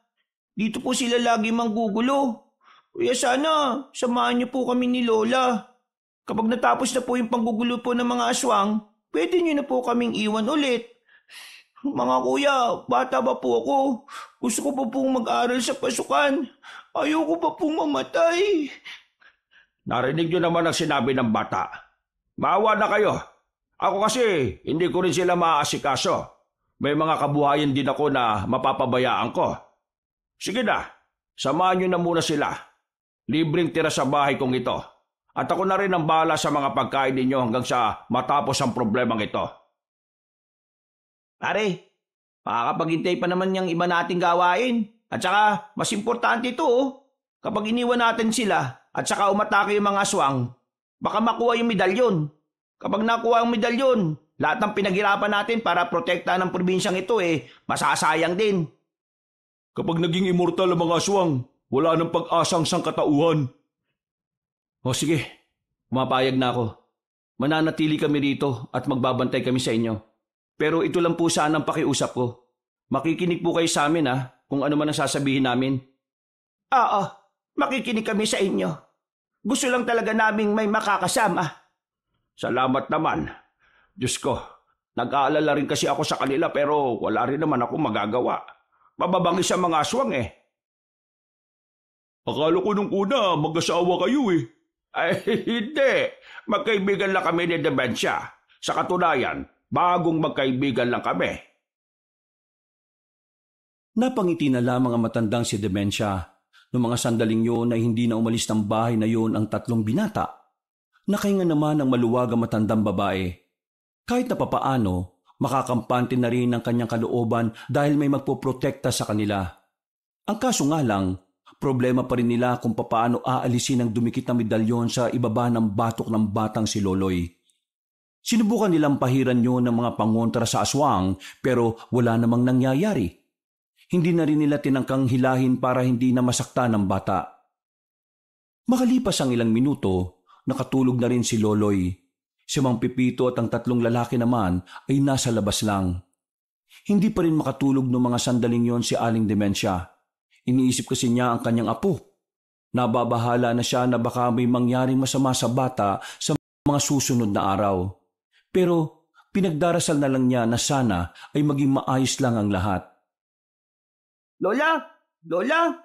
Gising na po! Mag-almusal na raw po tayo! Pagdilit ni Aling Demensia, mukha agad ng kanyang apo ang bumungad. Bumangon siya at napasipat ng tingin sa labas. Naroon pa rin ang 4 na lalaki. Hindi natulog ang mga yon sa kakabantay. Nako, nakatulog pala ako. Lola, ayos lang po ba kayo? Ay, oo naman na po. Bakit? Inarinig po kasi kitang nananaginip eh. Ang sabi mo po kanina, wag, pakiusap, wag. Ganun po yung sabi nyo. Biglang sumagi sa isipan ni Aling Demensia ang kanyang napapanaginipan. Sa kanyang panaginip kasi, nasa alanganing sitwasyon ng bata. Hindi malinaw ang ilang detalye sa panaginip niya. Pero ang malinaw lamang sa nakita niya ay mapapahamak ang kanyang apo ng dahil sa medalyon. Bumuntong hininga na lamang ang matandang babae at minabuting hindi na lamang sabihin kung anuman ang napanaginipan. Naging payapa naman ang umagang yon para sa kanila. Pero pagsapit ang bandang hapon, dito na naging tensyonado ang sitwasyon. Napansin ni Aling Demensia na nagbubulungan ng 3 binata. Pasimple siyang lumapit para marinig kung anong pinag-uusapan ng 3. May mga umaligid na aswang sa baryong to, pre. Tingin ko, papapalaban na naman tayo mamayang gabi. Roldan, ano sa tingin mo? Alisin na natin sa lugar na to yung maglola? Saan naman natin dadalhin? Sa kampo? Nasa bata ang medalyon. Kaya kahit saan natin sila dalhin, susunod at susunod ang mga aswang. Kakayanin pa ba natin sakaling dumami sila? Walang problema kung dumami. Ang iniisip ko, paano kung kasama nila yung Supremo? Yun lang. Hindi pa nagbabalik ang kapangyarihan ng anting-anting. Kaya hindi ko masasabi kung kakayanin ba natin kalabanin yung Supremo. Anong gagawin natin ngayon, pre? Hintayin na lang natin dumating yung mga aswang dito? Hindi ba natin sasabihan yung iba nating kasama? Wag muna. Masisira ang mga misyon nila kapag isinama natin sila rito. Kaya nga kasama natin sila, di ba? Dapat tulungan. Hindi. Hayaan natin silang asikasuhin ng ibang aswang. Kapag sumama sila sa atin, lahat ng aswang dito ang magiging atensyon. Kung sa bagay, may tama ka naman. Sa ngayon, bantayan na lang muna natin tong lugar na ito. Ang misyon natin, hindi pwedeng makuha ng mga aswang ang batang yon. Dahil kapag nangyari yon, papatayin lang nila yung bata at makukuha na nila yung medalyon. Napayuko na lamang ang matandang si Demensia habang nakikinig sa usapan ng 3. Nakukonsensya siya dahil pakiramdam niya ay nagiging abala silang maglola sa 3 binata. Pero kailangan niyang tiisin ang konsensya niya. Kailangan niyang tiisin ang hiya dahil walang ibang makakatulong sa kanila kundi sila Roldan lamang. Mga ilang sandali lang, sumapit na rin ang kinagabihan. Nasa loob na ng bahay ang maglola noong mga oras na yon. Habang ang 3 lalaki naman ay nasa bakuran, nagbabantay, kalmadong nagmamasid sa kanilang paligid. Lola, nararamdaman ko po itong nakadikit sa balat ko. Parang nangangati po siya. Ayaw namang matanggal. Sandali lang, lalabas ako. Sasabihin ko kay Roldan. Pagbukas pa lamang ng pintuan ng matandang babae, may dumating din namang matandang lalaki. Puti na rin ang buhok ng matandang yon. Bigotilyo at may katangkaran din. Sa unang tingin, masasabi agad ni Aling Demensia na may kalakasan pa rin yon. Nakangiti at nakatayo lang sa harapan ng kanilang bakuran. Napatayo naman agad ang 3 lalaki. Kilala kasi nila ang matandang yon. Alam nila kung ano ang pakay nito sa sandaling yon. Kaya naman Hinugot nila agad ang kanilang mga sandata. Aling Demensya, bantayan mo si Loloy. Kami nang bahala rito. Sandali lang. Huwag kayo masyadong mainit. Hindi naman ako nagtungo rito para magdulot ng kaguluhan. Hanggat maaari, ayaw kong dumanak ang dugo sa lupaing ito. Narito lang ako para makipag-usap na maayos. Sabihin mo kung anong pakay mo. Alam ko naman na alam nyo kung ano ang pakay ko kaya ako narito. Kailangan ko ang medalyon. Hindi namin hahayaan na mapunta sa inyo yon. Alam kong gagamitin yung medalyon para mas mapalaganap nyo ang kaguluhan sa bayan na ito. Alam ko naman na hindi magiging madali ang pagkuha ko sa medalyon. Magagaling kayong birador. Pero tandaan nyo na supremo din ang kaharap ninyo. Alam nyo kung ano ang kaya kong gawin. Kaya naman, gusto ko sana magkaroon tayo ng kasunduan.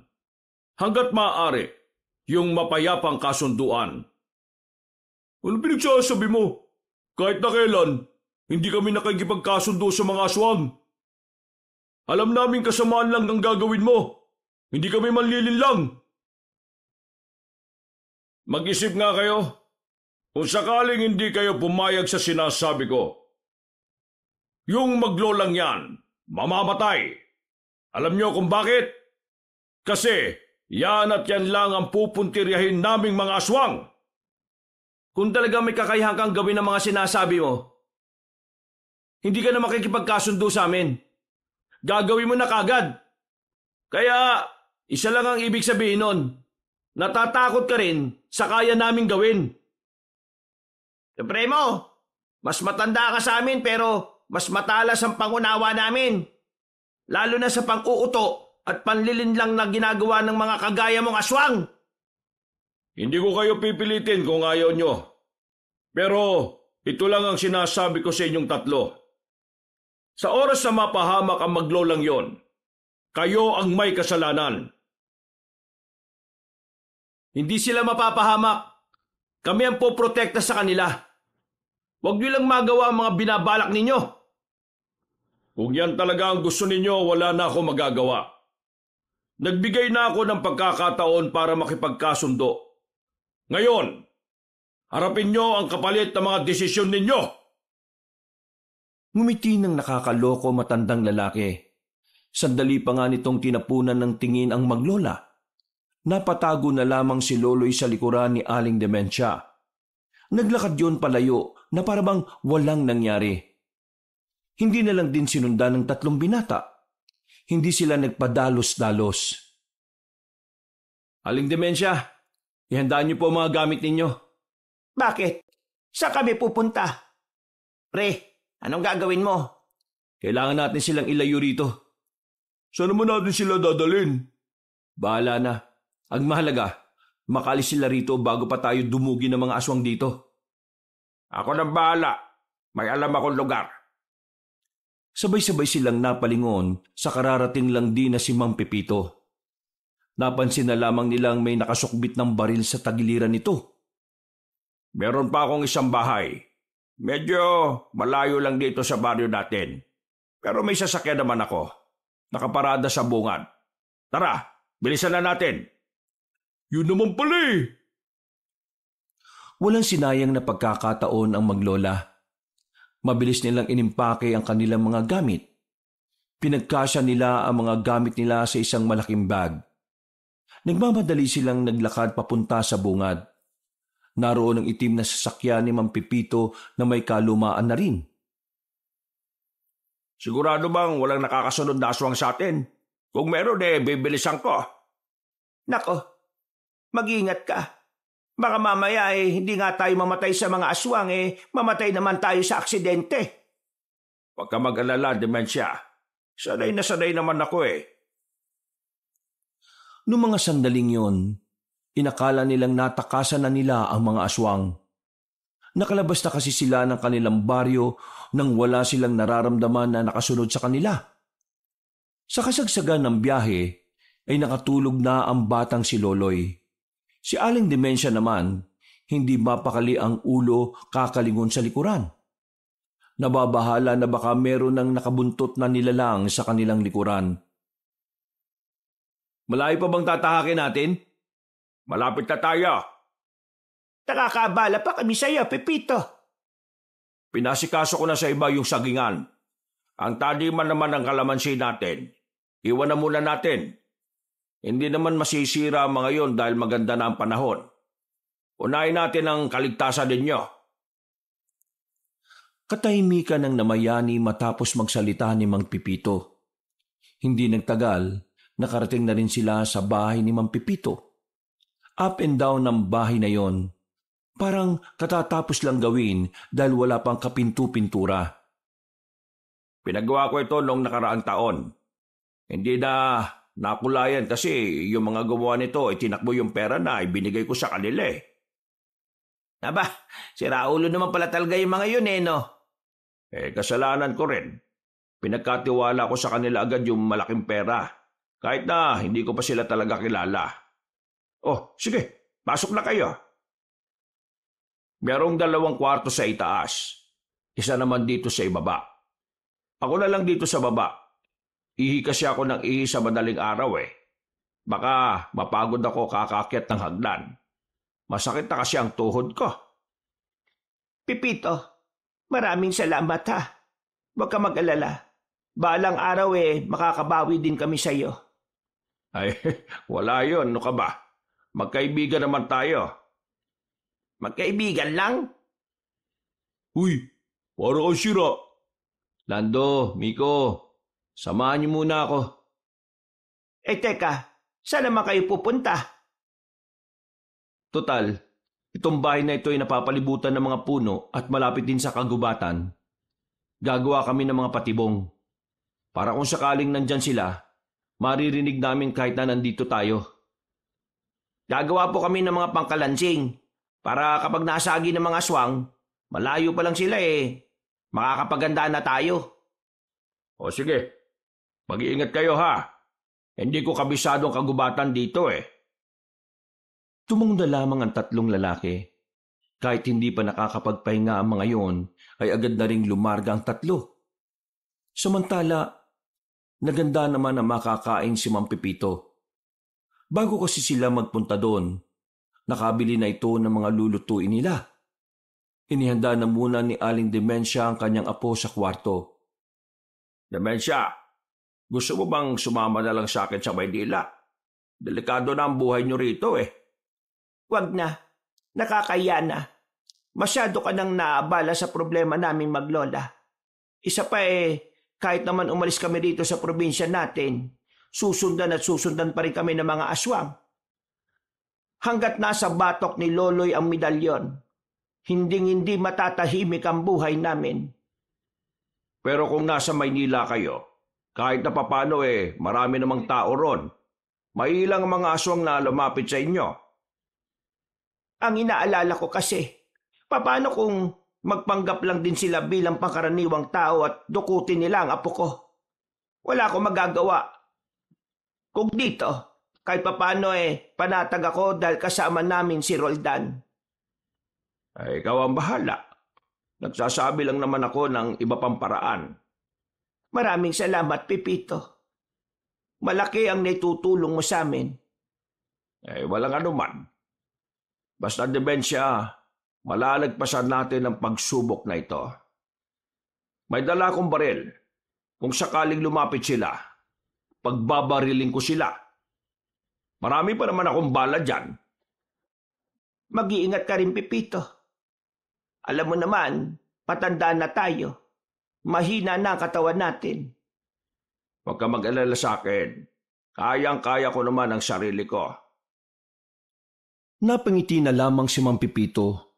Mga ilang sandali lang ay kaagad na rin silang naganda para sa kanilang hapunan. Hindi nagtagal, bumalik na rin ang 3 binata. Nakapaglagay na sila ng kalansing sa kagubatan. Bandang 9:00 ay tapos na rin silang maghapunan. Nagpapatunaw na lamang sila ng kinain. Si Aling Demensia naman ay sinamantala na ang kanyang apo sa kwarto. Nakatingin lang siya sa bata. Tiningnan niya rin ang medalyon na nakakabit sa ibaba ng batok nito. Huwag ka mag-alala po. Naniniwala kong malalagpasan natin ito. Kasama ng Panginoon. Aling Dimensya, ayos lang ba na dito kami sa kwartong ito? Kasama namin? Oo naman. Malaki naman ang kwartong ito. Sa saig na lang kami. Para lang makasiguro kaming walang makakalapit sa inyo. Wala akong tiwala sa bintana na yan eh. Huwag po kayo mag-alala. Wala naman pong malakas sumilik sa amin eh. At hindi po kami malikot matulog. Magbabantay lang kami. Matulog din kayo. Wala na kayong maayos na tulog mula nang asikasuhin ninyo ang problemang ito. Tumango na lamang si Roldan. Agad silang naglatag ng banig sa sahig. Maya-maya lang ay tinabihan na rin ni Aling Dimensya ang kanyang apo. Nakaramdam na rin ng antok ang matandang babae. Kaya ilang minuto lang ay nakatulog na rin ito. Pero bandang 3:00 na madaling araw, lahat sila ay nagising nang biglang umiyak ang batang si Loloy. Dinadaing nito ang medalyon na nakadikit sa balat nito. Lola, ang sakit po. Masakit po yung pagkakadikit ng medalyon. Ang hapdi po eh. Ano nangyayari sa kanya? Mukhang nagkakaroon ng reaksyon ng medalyon base sa paligid niya. Ang ibig ba nitong sabihin, merong aswang sa paligid natin? Lando, gisingin mo si Mang Pipito. Miko, alalayan mo muna sila maglola. Lalabas lang ako para suriin ang lugar. Diyos ko, paano naman nila nalaman na naririto tayo? Tingin po namin dahil sa medalyon, kaya naamoy nila kung nasaan tayo. Pero huwag po kayo mag-alala, Aling Dimensya. Diyos ko, sana naman ay matapos na ang kababalaghan na ito. Sa dulo, sa sulok po kayo ha. Noong mga sandaling yun, palakas ng palakas ang naririnig nila mula sa pagyugyog ng bintana. Hindi na nagsayang ng oras si Miko. Kinuha na nito ang kanyang itak para lapitan ng binata. Diyos ko, aswang nga ang nandyan, Miko. Baka naman mapahamak ka. Huwag niyo po kaming alalahanin. Protektahan niyo lang po si Loloy. Bumuelo ang lalaking si Miko. Pagbukas nito ng bintana ay agad nitong tinusok ang nasa labas. Napadaing ang aswang. Nahulog yun pababa at agad na sinarado ulit ng binata ang bintana. Sumunod po kayo sa akin! Dali! Nagmamadali silang lumabas ng silid. Pinuntahan nila sa sala si Lando at Mang Pipito, nakakagising lang din. Hawak-hawak na matandang lalaki ang binili nitong baril. Nasa labas si Roldan. Bakit wala pa? Nasa labas pa rin. Mukhang napalaban na yata. Diyos ko naman! Mang Pipito, ikaw na munang bahala sa kanya. Kailangan naming respondihan si Roldan sa labas. Walang problema. Tingnan natin ang tibay ng mga aswang na yan. Tig-isang bala lang yan. Lumabas ang dalawang lalaki at naiwan lamang sila doon. Migpit ang hawak ni Mang Pipito sa baril, habang ang maglola naman ay nasa gilid lang. Napahawak pa rin si Loloy sa kanyang batok. Habang tumatagal kasi, umiinit ang medalyon sa batok niya. Lola, masakit na po. Paano po ba ito tatanggalin? Apo, kaunting tiis na lang. Kailangan natin magtiis po. Pasensya ka na. Sige po, Lola. Tinitis ko po hanggat kaya ko po. Sa mga sandaling yon, lalong nagiging tensyonado ang sitwasyon. Nakikita kasi nila sa labas na tila nahihirapan ng tatlong lalaki sa labas. Nang subukan namang tumulong ni Mang Pipito, ay pinapasok lang siya ulit ng tatlong lalaki. Pumasok na rin kaya kayo rito. Kailangan namin mabawasan ang mga aswang na to. Hindi sila pwedeng maipon, Mang Pipito. Pare, may umakit na sa bubungan. Ako nang bahala. Dito lang kayo sa harapan. Sigurado ka ba? Kaya na ni Lando yan. Sasama ka. Ang kulit. Ang babantayan mo lang ay yung maglola. Lalong-lalo na si Loloy. Hindi nila pwedeng makuha ang bata, no? Ay, sabi ko nga eh. Napapakamot na lamang sa ulo si Mang Pipito. Muli itong bumalik sa loob. Noong mga sandaling yun, kahit na papaano ay nasasabayan nila ang mga aswang. Pero sa mga nakalipas na sandali, napansin nilang tila mas dumarami na ang mga aswang. Ang iba ay malapit nang makapasok sa loob ng bahay dahil nabasag ang bintanang salamin sa kusina. Demensya, umatras kayo. Mapuputukan ko na mga siraulong aswang na ito. Mag-iingat ka! Masyado ng perwisyo mga ito eh. Pinagbababaril ni Mang Pipito ang aswang na pinagpipilitang pagkasyahin ng sarili sa bintana. Agad namang yung namatay. Bulagta ang aswang. Hindi pa nakontento si Mang Pipito, pinagbababaril niya pa ang ibang nasa labas ng bintana. Tila tuwang-tuwa ang matandang lalaki na makitang tinatamaan niya mga yon. Maya-maya pa, pumasok na rin sila Roldan.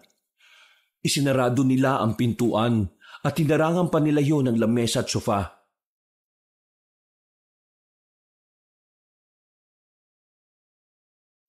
Dumarami na sila ng dumarami. Hindi na namin sila kayang sabayan. Kailangan natin mag-isip ng ibang paraan. Kailangan natin makapunta sa sasakyan sa tapat. Umalis na lang tayo dito. Paano? Ang daming aswang sa labas. Hindi tayo aalis. Kahit saan tayo pumunta, masusundan pa rin nila tayo. Isa pa, mas delikado sa labas. Mas malaki ang tsansa nilang makuha ang bata kapag malawak ang gagalawan nila para gawin yon. Anong balak natin? Marami pa akong bala, pero mauubos din ito kapag dumami pa sila. Kailangan nating tanggalin ang medalyon kay Loloy. Yun lang naman ang kailangan nila. Tanggalin? Di ba masasaktan ng bata kapag hindi lang medalyon? Di magandang ideya yan. Wala nang ibang paraan. Mamili kayo. Masasaktan siya ng pansamantala o mamamatay tayong lahat? Sinasabi mo bang si Loloy ang gagawin nating sakripisyo? Oo, pero hindi naman siya mamamatay kapag kinuha natin ang medalyon sa batok niya. Masasaktan lang siya. Paano kung hindi kayanin ng bata ang sakit na mararamdaman niya? Tingnan mo nga ang katawan ng batang yan, no? Ang liit-liit. Tingin mo, kaya niyang tiisin ang matinding sakit na pwede niyang danasin dahil sa naiisip mo? Abay, mag-isip ka, iha. Nag-iisip ako. Ikaw ba? Ano bang naiisip mong paraan? Wala naman, di ba? Ako ang nag-iisip ng paraan dito. Kung hindi natin gagawin ang naiisip ko, mamamatay tayong lahat. Makakuha pa nila ang medalyon. Ano ba kasi ginagawa ng anting-anting mo? Wala bang silbi yan? Hindi pa nagbabalik ang diwa ng anting-anting ko. Kaya wag mo siyang mamaliitin. Basta, hindi ako papayag sa gusto mo mangyari. Hindi magandang isakripisyo ang bata lalo na kung wala tayong katiyakan kung magiging ligtas ba siya kapag ginawa yun sa kanya. Bigyan mo ako ng ibang paraan para makaligtas dito. Hindi ang kontra ka lang ng kontra. Roldan, sangayon ako kay Mang Pipito. Hindi naman kasi natin alam kung anong mangyayari kay Loloy kapag pinilit nating alisin ang medalyon sa kanya. Pero naiintindihan ko naman si Roldan, pre. Walang mangyayari kapag hindi natin sinubukan. Paano kung sa pagsubok natin doon naman madali yung bata? Anong gagawin natin? Wala tayong gagawin? Mag-isip ng ibang paraan. Bakit? May isip ka ba? Di ba wala rin? Sabi mo bang wala akong ambag dito? Ikaw ang nagsabi niya na hindi ako. Parang yun yung sinasabi ng mga mata mo Tama na! Natahimik sila nang sumigaw na ang matandang babae. Ang boses ni Aling Demensya ay labis nilang ginagalang kaya agad silang natahimik. Pasensya na kung kami ng apo ko ang nagiging dahilan kung bakit nalalagay sa alanganin ang buhay ninyo. Pero tingin ko, may dahilan kung bakit pinagtagpo-tagpo ang mga landas natin. Siguro, hindi lang ito para kay Loloy. Baka tungkol na rin ito sa buhay ng mas nakakarami. Kaya nga, hindi magandang nagtatalo kayo ng ganyan sa kalagitnaan ng problema natin. Kasi tayo-tayo dapat ang makakasangga rito. Walang mangyayari kung mag-aaway-away. Ano nga po magandang gawin? Hindi ako papayag na sapilitang alisin ang medalyon sa apo ko. Pero meron akong naisip na ibang paraan. Ano pong naisip niyong paraan? Sabihin niyo po sa amin. Napansin ko na parang wala namang aswang sa likuran ng bahay na ito. Kaya ang naisip ko, dumaan na kayo roon. Magpapaiwan ako dito sa loob ng bahay. Magpapakita ko sa kanilang nandito pa ako. Ipapakita natin na kunwari nandito pa tayo pero ang totoo ay ako na lang ang narito. Mas delikado po sinasabi niyo sa oras na makahalata sila. Hindi sila makakalata kung bibilisan ninyo. Roldan, kayo ang magbabantay sa apo ko. Itakas niyo siya. Ilayo niyo siya sa mga aswang. Pero ang pakiusap ko lang, huwag niyong hayaan na mapahamak ang apo ko. Pero, Iho, sige na. Pagbigyan mo na ako. Isipin mo na lang na ginagawa ito ng nagmamahal na lola sa kanyang apo. Lola, mapapahamak po kayo eh. Hindi ko po kaya na mawala kayo. Huwag po kayong magpaiwan. Apo, ito lang ang paraan na alam ko para manatili kang ligtas. Tatandaan mo palagi na mahal kita. Magpapakabuti ka. Magpapakabait ka sa kanila. At alagaan mo ang sarili mo. Mawawala na po ba kayo, Lola? Bakit parang nagpapaalam na po kayo? Hindi ako mawawala, Apo.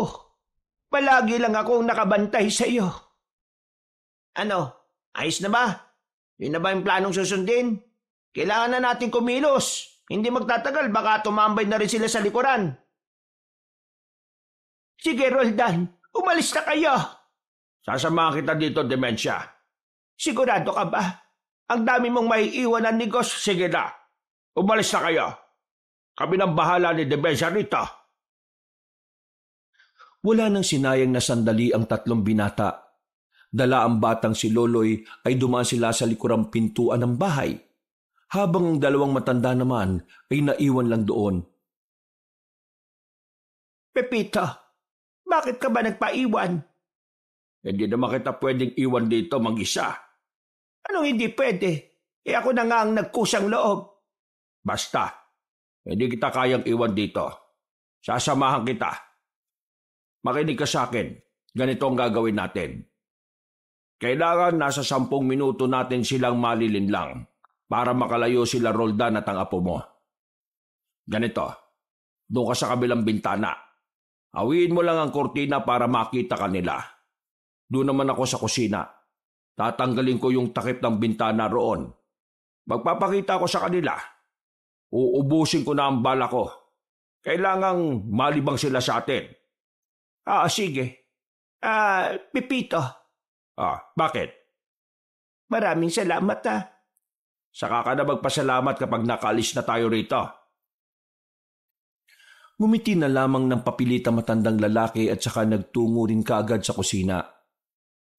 Ano mga aswang? Hindi nyo kami mapapasok rito. Hindi nyo makukuha ang batang si Loloy. Kailangan nyo muna kami patayin. Mga salot kayo! Hindi kayo magtatagumpay. Hindi nyo makukuha ang pinakamamahal kong apo.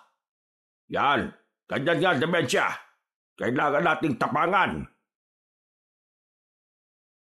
Palakas ng palakas ang mga kalabog na kanilang naririnig. Pabalik-balik naman ang tingin nila sa orasan. Wala pang 10 minuto mula nang makalis sila Roldan kaya naroon pa rin ang kanilang kaba. Maya-maya lang, mas lalong nagiging malakas ang mga aswang sa pagtatangka ng mga ito na makapasok. Dementia, umalis ka na. Makakapasok na sila. Hindi kita iiwan dito. Sige na, iligtas mo sarili mo, Dementia. Kailangan ka ng apo mo. Sige na, umalis ka na. Kung mamamatay ka rito, mas maganda ng kasama mo ako. Mahirap mamatay ng walang kasama. Malungkot. Ayan, tigas naman ang ulo mo. Sundin mo na lang ang sinasabi ko. Umalis ka na, Dementia. Hindi ako aalis. Habang nagtatalo silang dalawa, ay nagulat sila nang biglang mawasak na ng mga aswang ang pintuan. Pumasok ang mga yon. Napatigil ang mga aswang at tumitingin-tingin pa sa paligid. Babarilin sana ni Mang Pipito mga yon, ang kaso naubos na pala ang bala nito. Nagtataka ang mga aswang dahil wala silang inabutan kundi ang dalawang matanda lang. Dahil dito, naggalit ang mga ito. Ala, naloko namin kayo ano? Akala nyo nandito pa sila? Kanina pa sila nakalis, mga inutil. Pambihira ka naman. Huwag mo na silang galitin. Maya-maya pa, nakita nilang unti-unti nang lumalapit ang mga aswang. Alam nilang pareho na sa mga sandaling yon, wala na silang takas. Tinanggap na lamang nilang dalawa ang kanilang kapalaran. Pero isang himala ang nangyari. Bago makalapit ang mga yon, bigla na lang dumating si Roldan. Sa pagkakataong ito ay parang mas naging kakaiba ang sigla at lakas ng binata. Mas bumilis ito, mas naging maliksi. Sa sobrang liksi ay hindi na ito magawang patamaan pa ng mga aswang. Roldan! Wala na kayong dapat ikabahala. Gumagana na muli ang anting-anting ko. Buhay na muli ang kanyang diwa. Ibig sabihin ba nito, kakayanin na natin ang mga aswang? Kakayanin na natin sila. Kailangan lang natin magtiwala sa mga sarili natin. Sinugod ni Roldan ang mga aswang hanggang sa mapalabas na niya yon. Kinalaban niya ang mga aswang sa bakuran at walang kahirap-hirap na pinagpapapaslang. Buong akala nila ay doon na matatapos ang kanilang paghihirap. Pero lingid sa kanilang kaalaman na ang peligro ay nagsisimula pa lamang. Dahil kahit na marami na silang nabawas sa mga aswang, hindi pa nila nakakarap ang pinuno ng mga yon. Pwede na tayong tumakas ng magkakasama. Ang apo ko. Kumusta ang apo ko? Nasa maayos na kalagayan po ang apo ninyo. Halina kayo. Aalis na tayo bago pa may dumating ulit ng mga aswang. Inalalayan sila ni Roldan at saka dumaan na rin sa likod bahay. Pinasok nila ang kagubatan. At kahit may edad na, pinilit ng dalawa na makaalis sa lugar na yon. Ilang minuto lang ang nakalipas, natanaw na nila ang sinasabi ni Roldan na kinaroroonan nila Loloy. Isa yung tambakan ng mga lumang gulong. Medyo maliwanag naman doon dahil inabot yun ng liwanag na nagmumula sa poste. Ang kaso nga lang, pagdating nila doon ay wala na ang batang si Loloy. Inabutan din nilang walang malay si Lando at Miko na nasa sahig. Uy!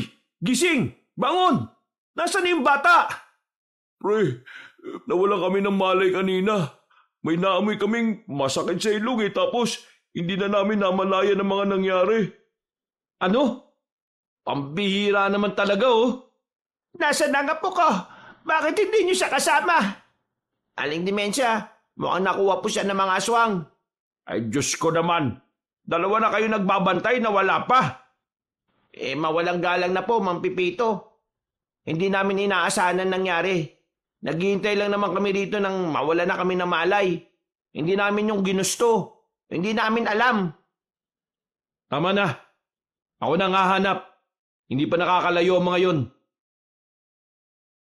Aalis na sana si Roldan ng mga sandaling yon nang biglang marinig nila ang pamilyar na tinig ng matandang lalaki.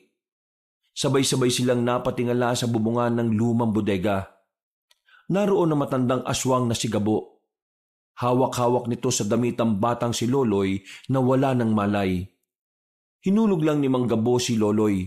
Buti na lamang ay agad na nasa luyo ni Lando. Pagtingin nila sa bata, nakita nilang wala ng medalyon sa batok nito. May kaunting sugat si Loloy na parabang paso dulot ng medalyon na inalis sa balat. Paano mo nakuha yung medalyon sa bata? Malamang, makukuha ko medalyon. Pag-aari namin ito At ang medalyon na ito ay kusang lalapit sa akin. Walang kahirap-hirap. Diyos ko, anong nangyari sa apo ko? Bakit? Bakit wala na siyang malay? Huwag ka mag-alala, tanda. Buhay pa naman ang batang yan Pasalamat ka pa nga dahil busog ako ngayon. Kinain ko na sana yan kung gutom ako. Huwag mong tinatawag na tanda si Demensya. Bumaba ka dyan at labanan mo ko ng suntukan. Hindi ikaw ang gusto kong iligpit. Wala ka namang bilang eh. Anong sinabi mo? Ang gusto kong iligpit sa gabing ito ay ang 3 maaaring maging sagabal sa lahat ng plano ko. Ikaw na merong anting-anting. Pagsisisihan mo na ginusto mo pa akong makalaban. Ang gabing ito ang magsisilbing huling sandali mo sa mundong ito. Ganyan. Yan ang mga gusto ko sa mga kalaban. Marunong pumalag at kayang magyabang kahit wala namang may bubuga. Diyan ka nagkakamali. Yanda mo sarili mo. Huminga ng malalim si Roldan. Hinawakan nito ang kanyang anting-anting. Sandali itong pumikit. Tila nakikipag-ugnayan ito sa kapangyarihan ng anting-anting at sa kalikasan. Pagdilat nito, maging ang aswang na si Gabo ay naramdaman din ng pagbabago sa katawan ng binata. Lando, Miko, gumilid na kayo. Ako nang bahala rito. Protektahan niyo sila, ah. Tumango ang dalawa nitong kasama. Mga ilang sandali pa, inutusan na rin ni Mang Gabo ang mga aswang na umatake. Habang si Roldan naman ay kalmado lang nung mga sandaling yun. Paglapit ng mga aswang sa kanya, ay walang kahirap-hirap niyang pinatay ang mga yon. Hindi inaasahan ni Mang Gabo na magagawa niya yon ng ganoon kabilis. Ganun pala. Di tingnan natin kung manalo ka pa sa akin ngayon. Dinukot ang matandang aswang ang medalyon. Nang makita ni Roldan na gagamitin na yon ni Mang Gabo, mabilis siyang tumakbo at lumundag patungo sa itaas ng bubungan. Tinaga niya si Mang Gabo at tinamaan yun sa kamay. Naputol ang kamay nito. Ang medalyon naman ay gumulong pababa. Walang sinayang na pagkakataon si Roldan. Kinuha niya ang medalyon. Ginamit ng binata ang kalakasan ng anting-anting para yupiin at sirain ang medalyon nang sa ganun ay hindi na ito mapakinabangan ng mga aswang. Maraming salamat at tinanggal mo ito sa bata. Hindi na ako mahirapang sirain ito. Anong ginawa mo? Bakit mo sinira ang medalyon ng pagiging immortal? Para maging patas na ang laban.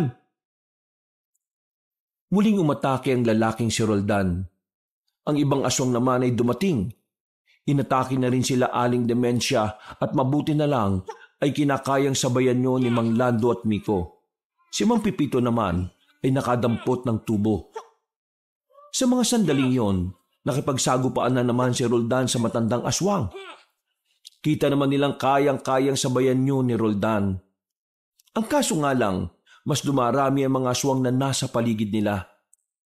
Lando, umalis na kayo rito. Ako na lang naman ang gusto makakalaban ng isang to eh. Walang sinayang na sandali sila Aling Dementia. Nagmamadali silang umalis sa lugar na yun. Pero hindi pa rin sila tinitigilan ng mga aswang.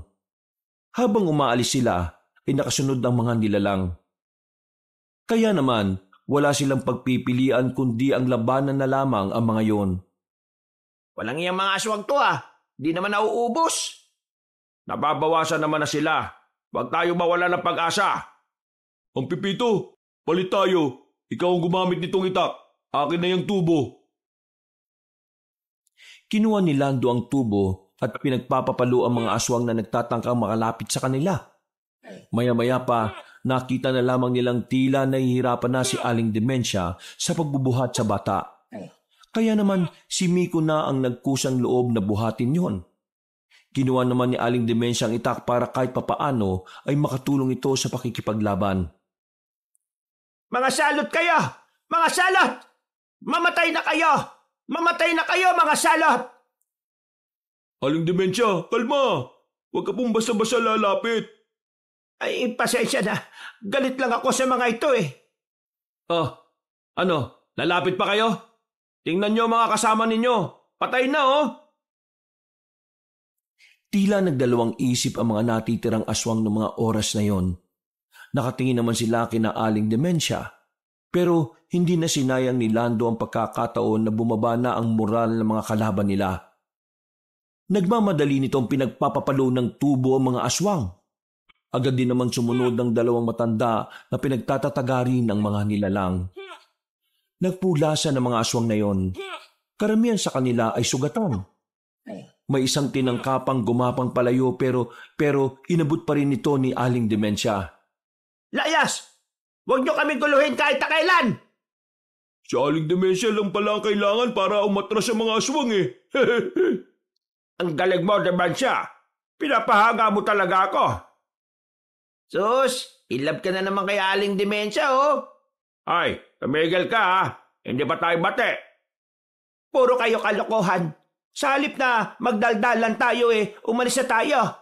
Bahala na kung saan tayo dalhin ng mga paan natin. Basta, kailangan natin makalayo rito.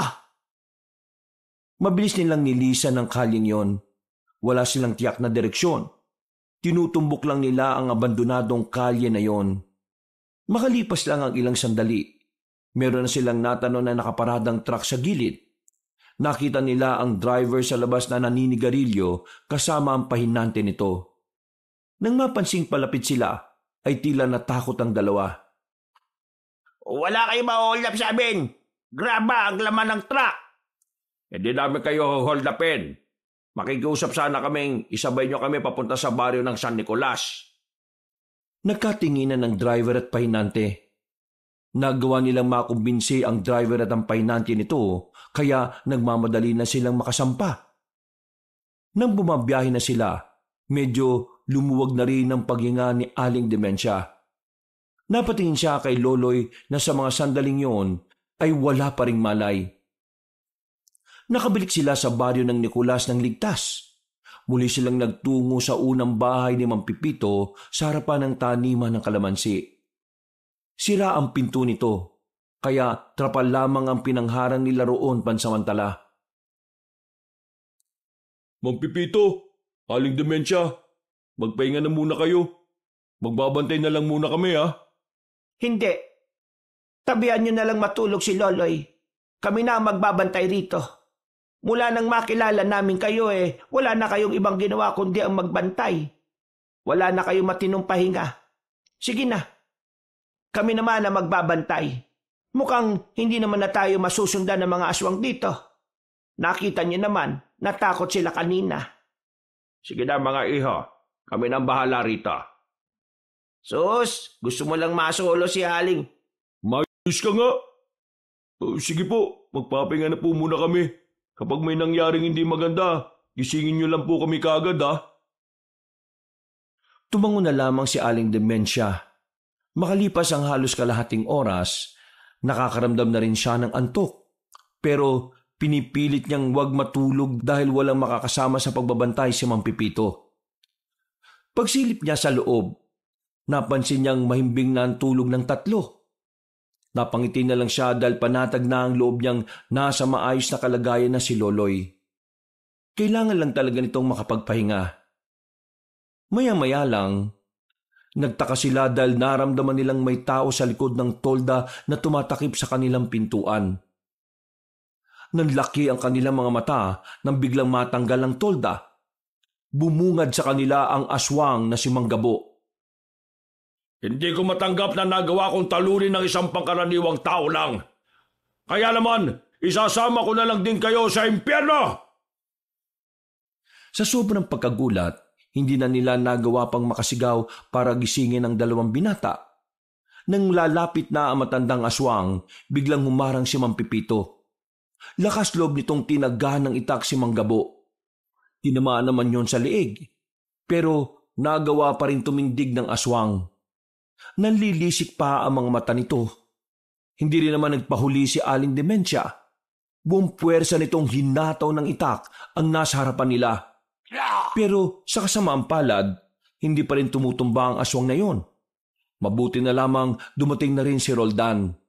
May mga sugat din ito sa katawan, pero naitarak pa rin ito ang itak sa likod ni Mang Gabo. Sumuka ito ng maraming dugo nang mas ibaon pa ni Roldan ng mahabang patalim. Hindi mo ako matatakasan, aswang! Hindi ito maaari! Paggugot ni Roldan ng itak ay saka na bumagsak sa sahig ang matandang aswang. Napahawak na lamang si Aling Demensia sa dibdib nito. Si Roldan naman ay napasandal na lang din sa dingding. Natalo nila ang mga aswang. Natalo nila ang kasamaan. Noong mga sandaling yon, napanatag na rin ang kalooban ni Aling Demensia. masaya ang kanyang kalooban dahil sa wakas makakapamuhay na rin sila ng payapa ng kanyang apo. Kinaumagahan, nagising na rin ang batang si Loloy. Maayos naman ang pakiramdam nito, pero masakit pa rin ang bahagya ang batok nito. Mabilis na dumaan ang mga araw. Balik na sa normal ang kanilang buhay. Tagabantay na ulit ng taniman ng kalamansi ang maglola. Habang si Mang Pipito naman ay napapadalas na rin ang pagpunta roon para kumustahin sila. Lalo na si Aling Demensia. Sa mga nangyari kasi, nahulog na pala ang kalooban ni Mang Pipito sa matandang babae. Hindi rin naman yon pinigilan ni Aling Demensia dahil mabuti naman itong tao. Mang Pipito, pwede ko na po ba kayong tawagin na Lolo Pipito? Ay, pwede naman. Pero dapat magpaalam ka muna sa lola mo. Hindi pa pwede. Hindi ko pa naman siya sinasagot eh.